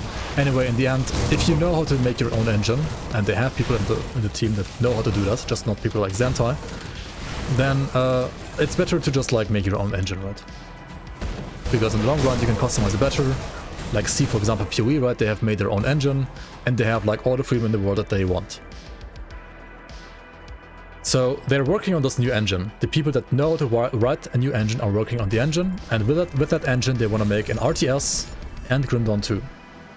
However, that engine is not ready yet, so game designers like Zentai cannot work on that engine yet, so they cannot work on Grim Dawn 2 yet. So they can work on the expansion instead, right? So people like Zentai, the game designers, are working on the expansion instead. And that's basically more or less why the expansion is not gonna delay Grim Dawn 2 at all, or if so, only like minimally. And because engines take lots of time to work, lots of time to finish rather, and they don't have like 50 people working on the engine, but more like maybe 3 or 2 or 1, I don't know. Not that many people are qualified to work on the engine. I've always said like Grim Dawn 2 is gonna come out in 2030, right? I said Grim Dawn 2, like I said it's like 3 years ago, like Grim Dawn 2 is like 10 years away. Cannot speak of such. And that's just how it is. Like nothing is really gonna speed it up unless there's gonna like magically like 10 like engine coders like being hired by Crate and joining Crate and working on the engine like magically like finishing it earlier. And even then, maybe like, I don't know, like more people working on the same engine might not even be the best thing. I don't know, like how it is with engines. Like at some point, you know, like too many cooks ruin the stew or something like that. There's like some German saying like that at least. So yeah, we have to be patient and just enjoy Grim Dawn 2 in the meantime, that like people like Zentai, like the game designers, can present us. So I personally think this expansion is either not at all or only minimally gonna delay Grim Dawn 2, so I'm totally fine with, well, the expansion being like happening as it is.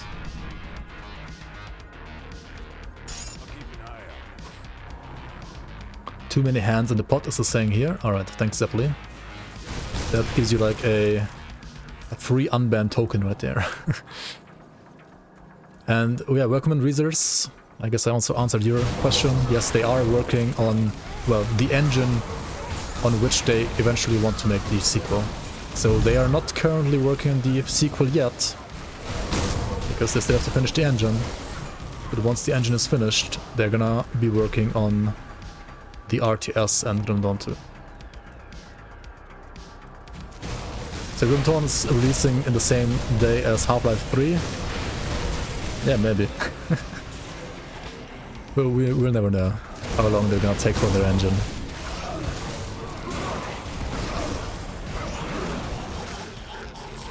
I do have more faith in them releasing Grim Dawn 2 eventually than I have in Valve like releasing Half-Life 3 though.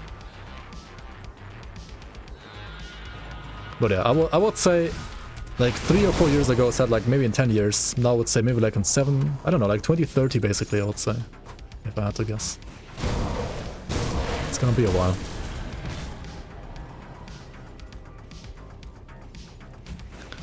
It's gonna...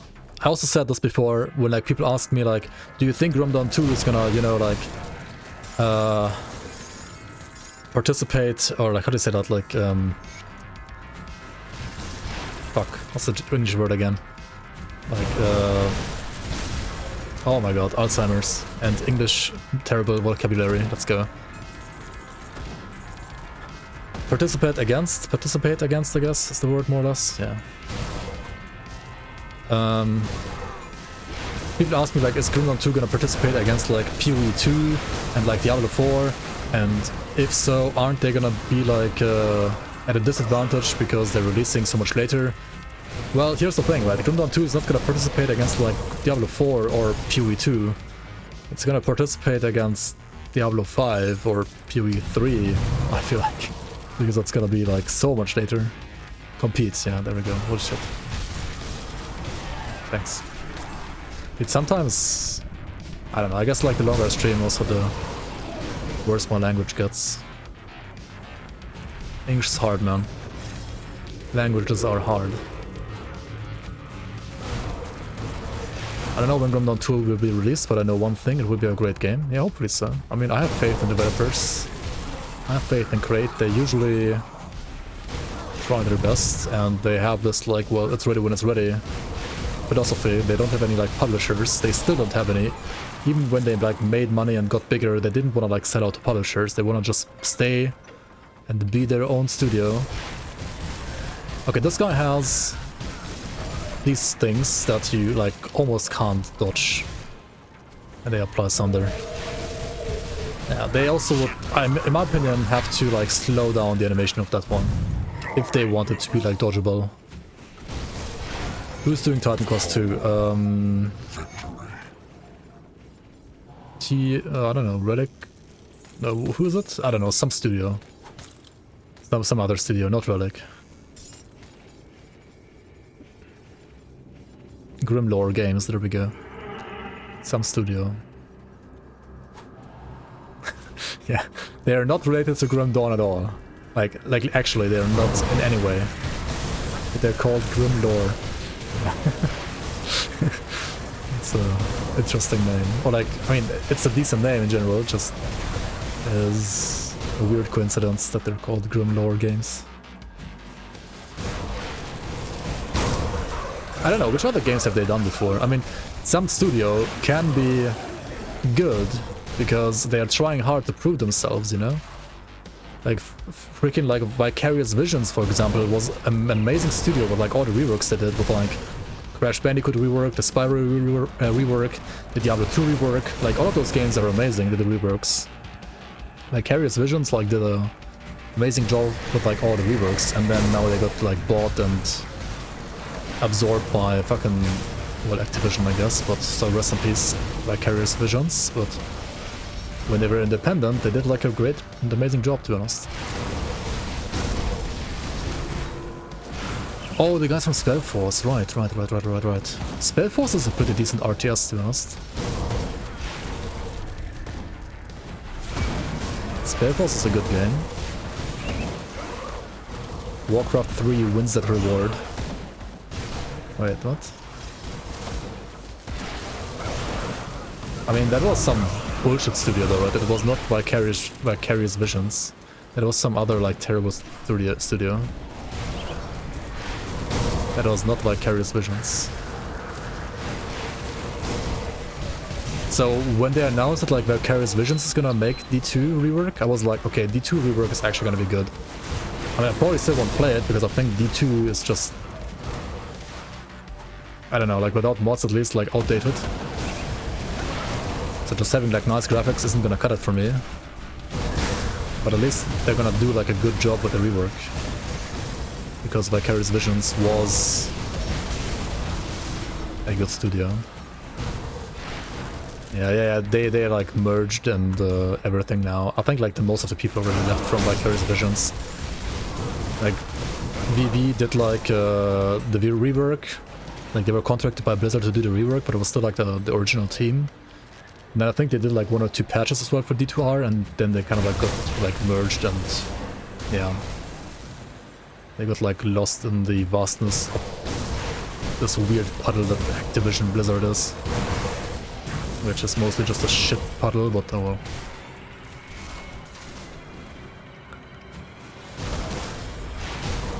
I mean, they are more Blizzard now than VV though, because as I said, I think like most of the people actually left the team. They took the money and then left, you know. Shit, I use move instead of dodge. What am I doing? Is it just dodge roll into them? Dark Souls style?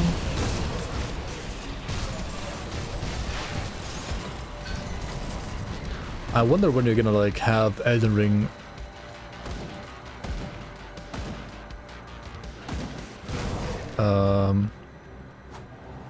fuck, what's it called? Oh my god, English references. Maybe the expansion's gonna have Elden Ring references, just like our mod did, like the season did. They're copying it all, man. They're stealing it all. I had some debuff in me again, right? You saw the icon? Some green curse. And then I took damage. Yeah, you need to overcap, guys. You need to overcap.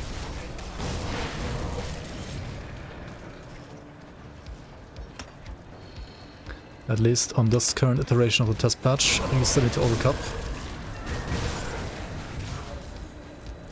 What the fuck am I doing?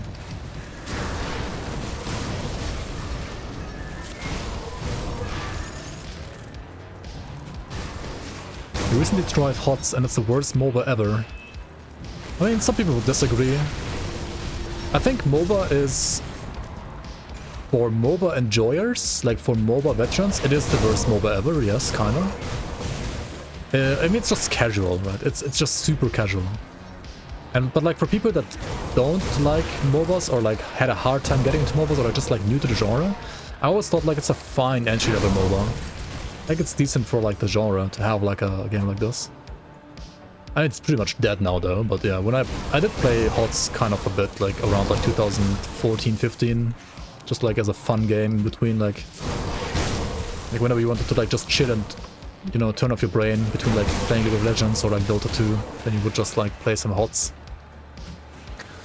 Because it's pretty much like a dumbed down HOTS, like Dota or League of Legends.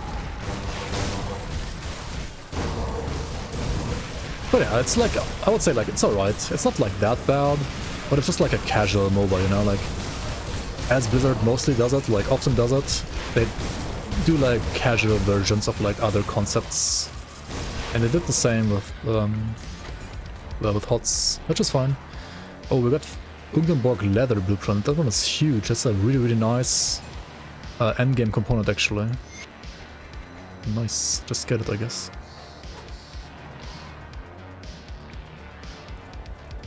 I don't know, the last time I played HOTS was like 5 years ago as well. I don't know like in which state it is now.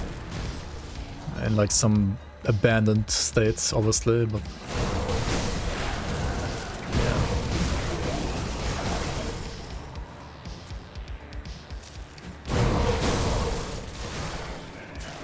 Hop. Hop animation is getting changed next update, by the way. We are getting a dash animation instead of a hop animation.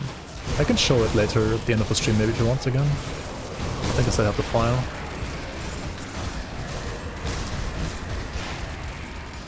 If you want to see it. And another Saber Sentinel armory. Kind of unlucky that we didn't get... what's it called? Like... the shoulders, for example, or the helmet. So I would have, but I could transmute, but I have to unlock transmute first. Actually, I don't have to do it. I already have it unlocked in normal, right? I could just like go back to normal and do it there. Yeah, that's probably something I could do it. Well, this is level 82 actually, so pretty much next level already. Yeah, I might do that like next level. Or next stream, who knows.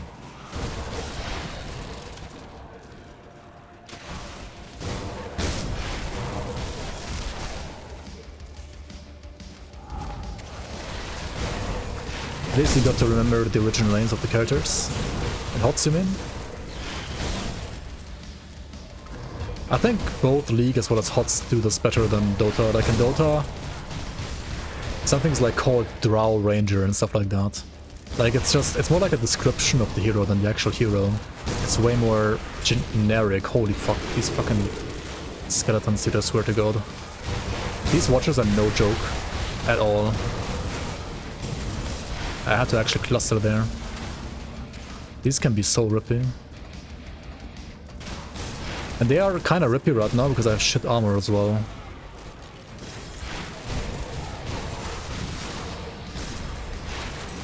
I mean, yeah, if you're playing hardcore, do not save these clusters for next character. Use them. They're like a panic button. If you're out of other options defensively, just use them. They are good. Don't feel afraid to use them. It is also, the more gargantuans you get, the scarier this becomes as well. Because they also have, I think, like they have a curse that reduces also your physical resistance. Then they deal a ton of physical damage. And they can trap you. And then you can't move. You're just fucked, right? It's kind of crazy. Yep. Yep. Anyway, legendary in that chest. Reaver's Claw. What is a cluster, you Omega Fur? That is something you should maybe learn at some point, what a cluster is, I guess.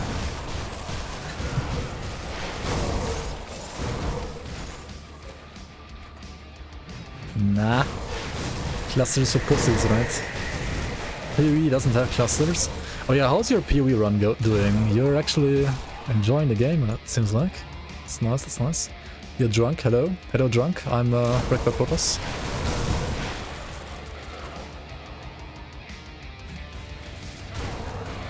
Imagine playing the game, I know, right? How you doing, Envy? Dude, you're always saying the same shit when you're like coming into my stream. Imagine playing the game, and I always have to laugh about it. Like, I don't know.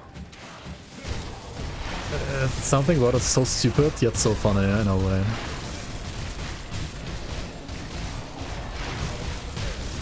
Just got off work, feeling good. Nice, nice. How do you feel about the sound, by the way?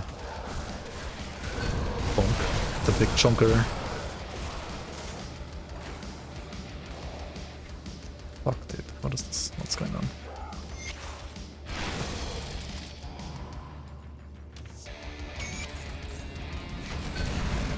Another one, eh?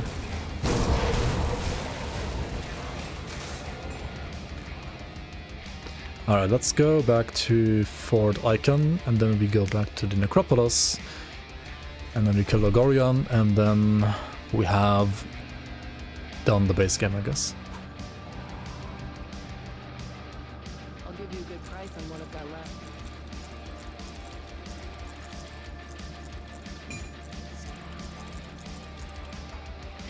Okay, we gotta take a moment at some point to like look at items, right? What the hell am I doing?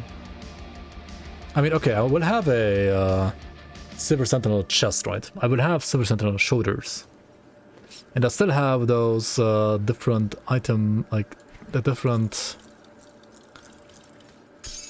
Like that other helmet lying around, right? That hood.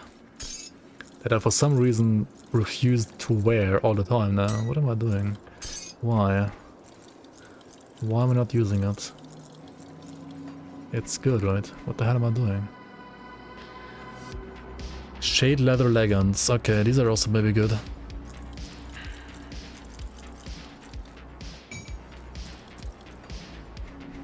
Put it to good use. Good work down there. We Still haven't played a single Nightblade. Oh boy. In my opinion, Nightblade is the most fun class. got something good stashed.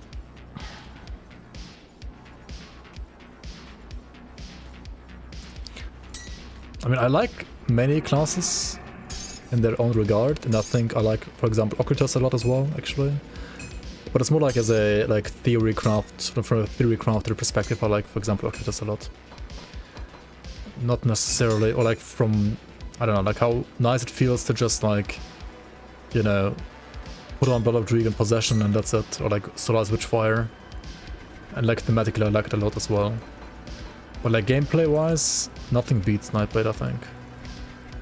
It's just so fast. I mean, I guess Skater is even faster, but with Nightblade it feels like a bit more natural. See what's left of my wares. Skater feels like cheating sometimes, I don't know.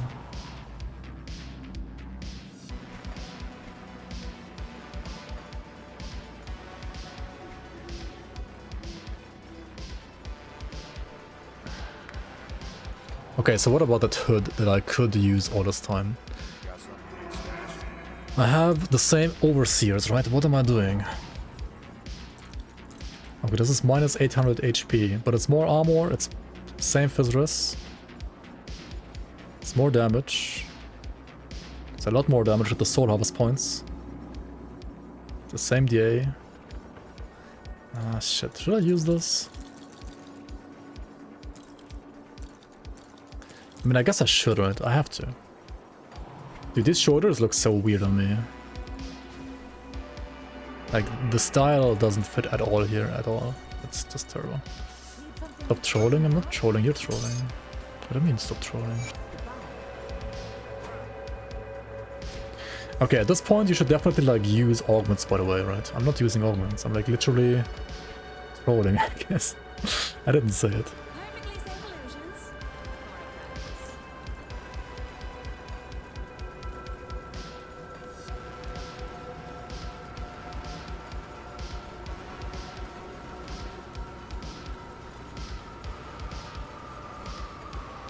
I don't know, I just want some like basic shoulders.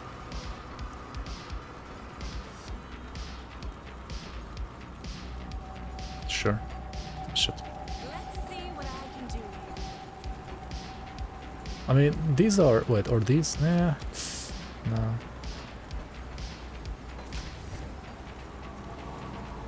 I'll upgrade my looks later, when it actually matters. Would you rather recommend Warlord or Purifier as first character for the game? Well, if you like guns, but also don't mind dying, then Purifier. If you don't like to die, and like melee, then Warlord. Nah, I mean, Purifier is great. Purifier is arguably better as a caster than as a gunner, to be honest. At least for hardcore, I think it, like, performance-wise it's better. But the more iconic builds would be like gunner Purifier. I have played a solo self on hardcore Purifier as well, actually, on which I didn't die. Fresh Start, you can check it out. It's somewhere in these beginner links here. The Grim Dawn... Yeah, the last link, the second to last link, I guess, the set yourself on beginner/starter builds, right? In there you can also find a Purifier playthrough that I did, like with Fire Strike and guns. So like the iconic Purifier style, I guess. But honestly, arguably caster is safer and, well, Warlord is just safer anyway. But if you're playing softcore, which you probably should be doing if you're new to this game, because hardcore is a little... I mean, I'm gonna say it's fair, but you need to learn the game to play hardcore to not die. It's not as easy as some other games. Certainly is a game that requires you to learn the game to play hardcore. But if you learn it, it's very fair. And then there is also a Blitz Warlord beginner playthrough there as well, actually. So if you want to play Warlord, there is also a playthrough for you in there as well, I think. So yeah. Holy shit, you need to actually disengage here. Because this is way too many mobs. And there's Arcane, you heard the sound, you saw the projectile, you see the mob with all the things that you can see it with, right? All the indicators are there. If you still get hit by Arcane, then, well, I guess it can still happen, but also remember, it's only gonna last for 5 seconds and you don't have to reapply your buffs. So it's way more fair now.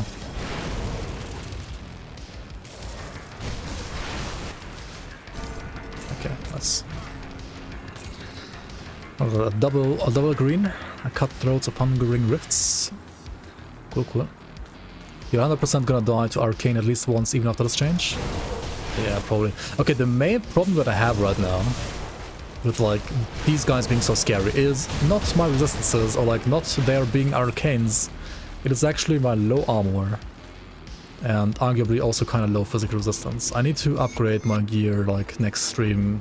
At the start of the stream I need to like do it, like otherwise you're gonna die to some physical stuff and just fall over and die. Yeah. 800 armor is criminal, even like 1k in like procs is also criminal. That's like way too low. Please upgrade your armor. And even though they, I think, actually nerfed physical damage across the board a little bit in this game right now, I would dare to say that physical damage is, at least for endgame, still the scariest damage type. So having, well, either armor, phys res, or absorption, and also damage reduction on enemies is gonna be your primary way, or like your primary ways to deal with that. Or, well, I guess just evade now, right? Just evade and dodge and, I don't know, walk away a bit. Kite properly. What's the add-on that shows affixes and prefixes, the color? It's, you can find it if you just Google, like, Grim Dawn Rainbow Filter. Then you're gonna find how this works. It's not really a mod, it's just like a TXT file that you put in a certain folder. And you can, like, adjust all the colors there to whatever you would like it to be. Yeah, that's how it works. Just realized something. What do you think of using 2 Markadars and 2 Spectral Longswords and then weapon swap? I mean, yeah, with this new, you know, with buffs applying instantly now, you can actually do that. That's why I mentioned like weapon swap being, well, maybe a thing now. When I talked about the patch notes, right? Like, weapon swap is a lot better now.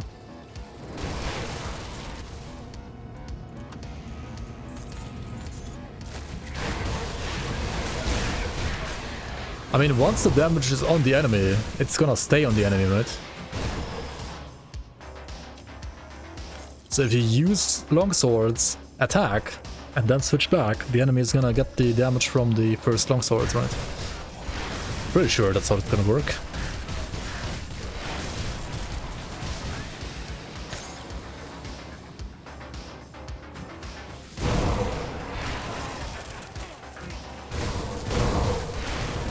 It's kind of funny, right? Like on stream, Xanta was like, I kind of like, he said kind of like he hates weapon swapping, and if he was to like make Grim Dawn 2, he would probably just get rid of it completely.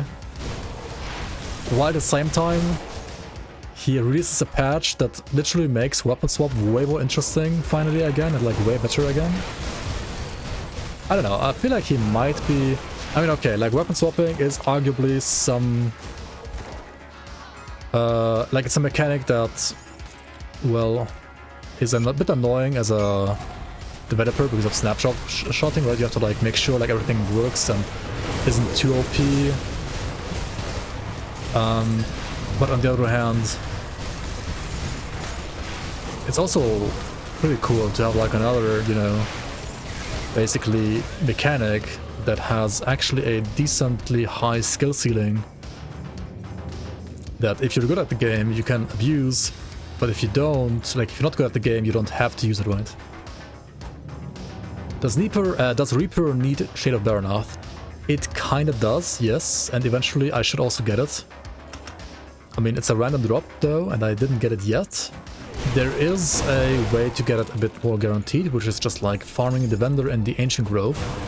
And that's probably something I will do next episode maybe as well.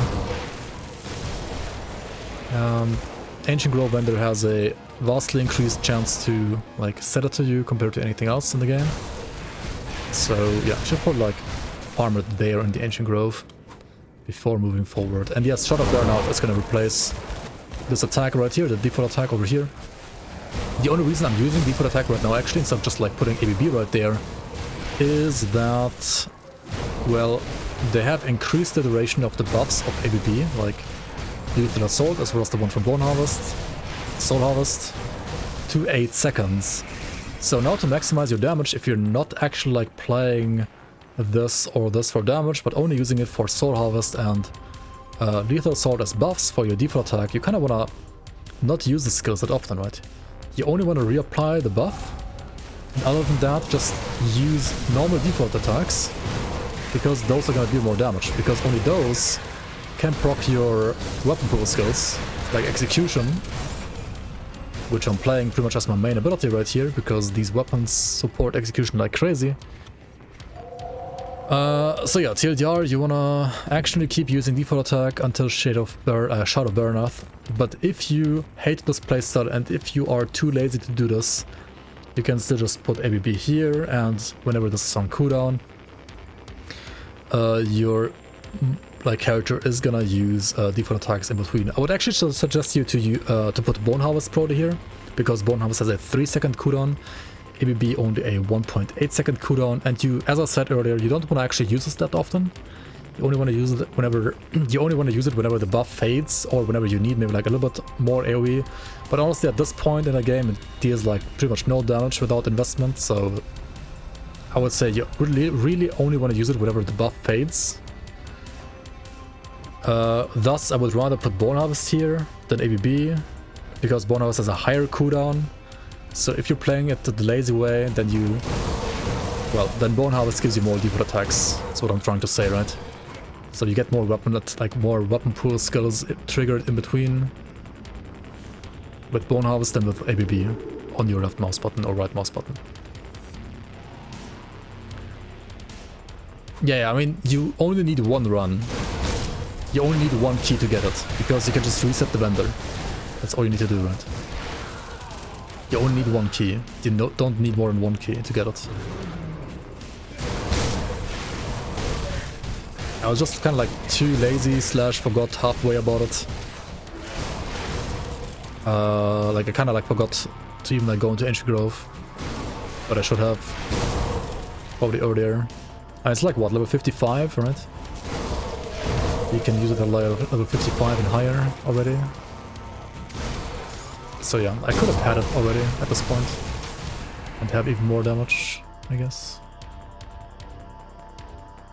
New video dropped. What? It's old, isn't it? Oh.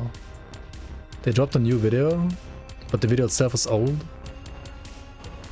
How can you reset Vinyltone properly? So what you do is, the way this game works, right, is like after a couple of seconds, or like, yeah, after like around, what is it, like 20 seconds, or 15 seconds rather, when not being in an area, the game despawns the entities from that area, like the proxies pretty much. And then when you re-enter that area, it respawns the proxies. Or like the entities. To like, you know, not cause the game to lag out in one session otherwise. Like if everything was loaded at the same time, it was like giga lag at some point, right? So what you can do is, in the Ancient Grove, you go to the second area, right? Then you chill there for like, I don't know, like 15 seconds for example. And then you go back to the first area, and then you will recognize that realize that the vendor has respawned, right? He has different loot that he sells you. And thus you can basically farm him without having to, well, pay more than 1 key.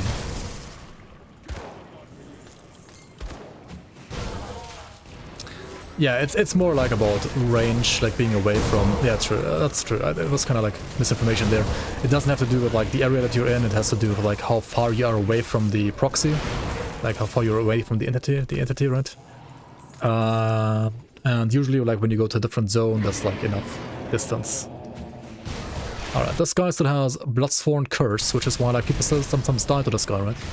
He puts your Vit and Chaos Rust and Poison Rust down, and then he deals like Fire, Chaos and Vitality damage.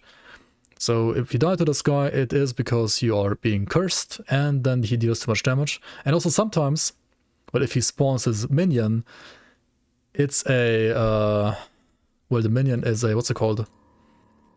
It's a Harbinger, right? And the Harbingers, as I showed earlier when I was in Bloodgrove, also have a debuff, and then those two can stack, right? Harbingers was like 35%, so you could go down to 22% vitality damage, vitality resistance here. So if you have no overcap, you go from 80 to 20%, meaning you take, instead of 20% damage, you take 80% damage, meaning you take literally 400% more damage, 4 times more damage. And that's why people die to this guy sometimes. Alright, there it is, right? The curse is gone though, luckily. But now these guys have their bullshit on me, right? Their Spectral Miasma, there we go, right? Another resistance reduction shred on me. And now I honestly just wanna fuck off for now, because this is a bit too scary. And now we re-engage, right? Debuff is gone. There we go. That's how you not die to this guy. You respect the debuffs. You have to know about the debuffs in the first place though. Usually you learn the hard way because you just could die. And then you should probably like realize, okay, why did I die here? What the fuck is this? And then the play is you pause the game. You pause, you don't use menu, you pause, because only then you can debuff, hover over debuffs and check what they do. Or like you pause the game here, right? Check your resistances. And Thunder on top, okay.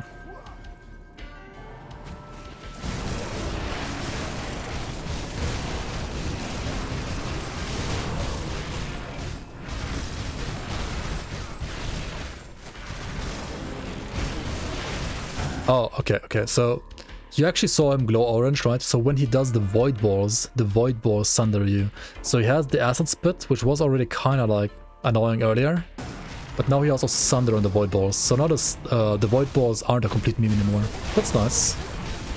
I like them, like I like that they put it on the Void Balls. That's the right move in my opinion, the right skill to put it on, because it was... Holy fuck. Wait, is it only like in melee, or did I actually dodge it? Maybe I actually dodged it, right? No clue to be honest. Okay, this one... Yeah, this one sunders.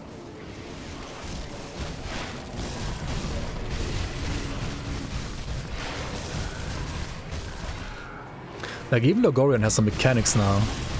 Like, but some mechanics at least now. At least he's no complete joke anymore, let's say it like that.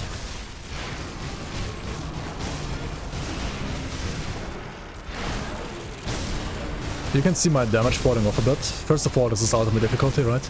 Enemies are actually like getting tougher, this is the real game after all. Second of all, my weapons, like one of my weapons is level 50, the other one's level 70. Fuck. I didn't have evade ready there.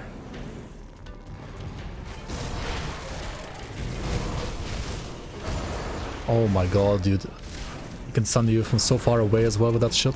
Oh my fucking god. Okay, there we go.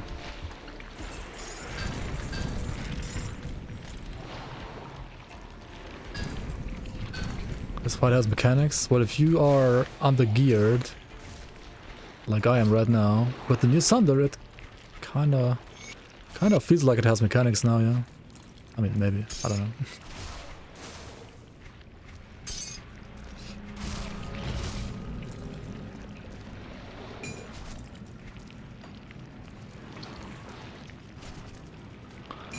Scared of a little Sunder, is it that bad? I mean, it makes you like take like something like 30 or 40% more damage from everything, so yeah. I don't want to risk anything, it's hardcore after all, you know? It is hardcore after all. Okay, I make sure my rainbow filter is fixed for next stream session so I can actually check out the values of the Sunder properly. But right now it still gives me like tag not found, right? But yeah, this is gonna be it for today, I think. We cruised through Act 1 to 4. I'll give you a good price on one I've got left. I need to gear properly before we go for expansions, because expansions are actually kind of scary on Ultimate. So you need to not troll and use level 40 gear.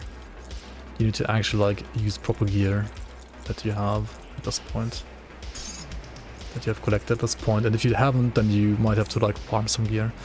We're gonna, for example, also farm Makadar again for higher level swords.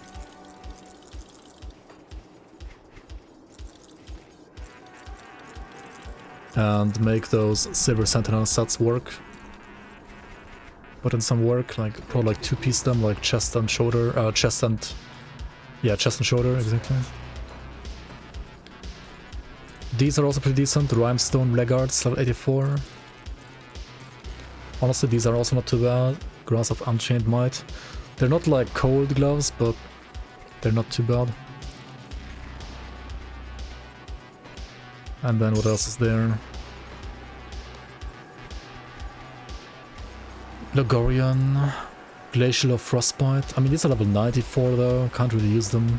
I'm gonna use the blue Silver Sentinel one, and I'm gonna transmute them on normal. But we're gonna do all of that like next episode, like tomorrow.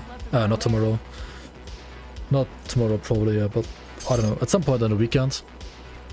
We're also gonna check out the... what's it called? The feedback, like the survey from the Season 5 on the weekend.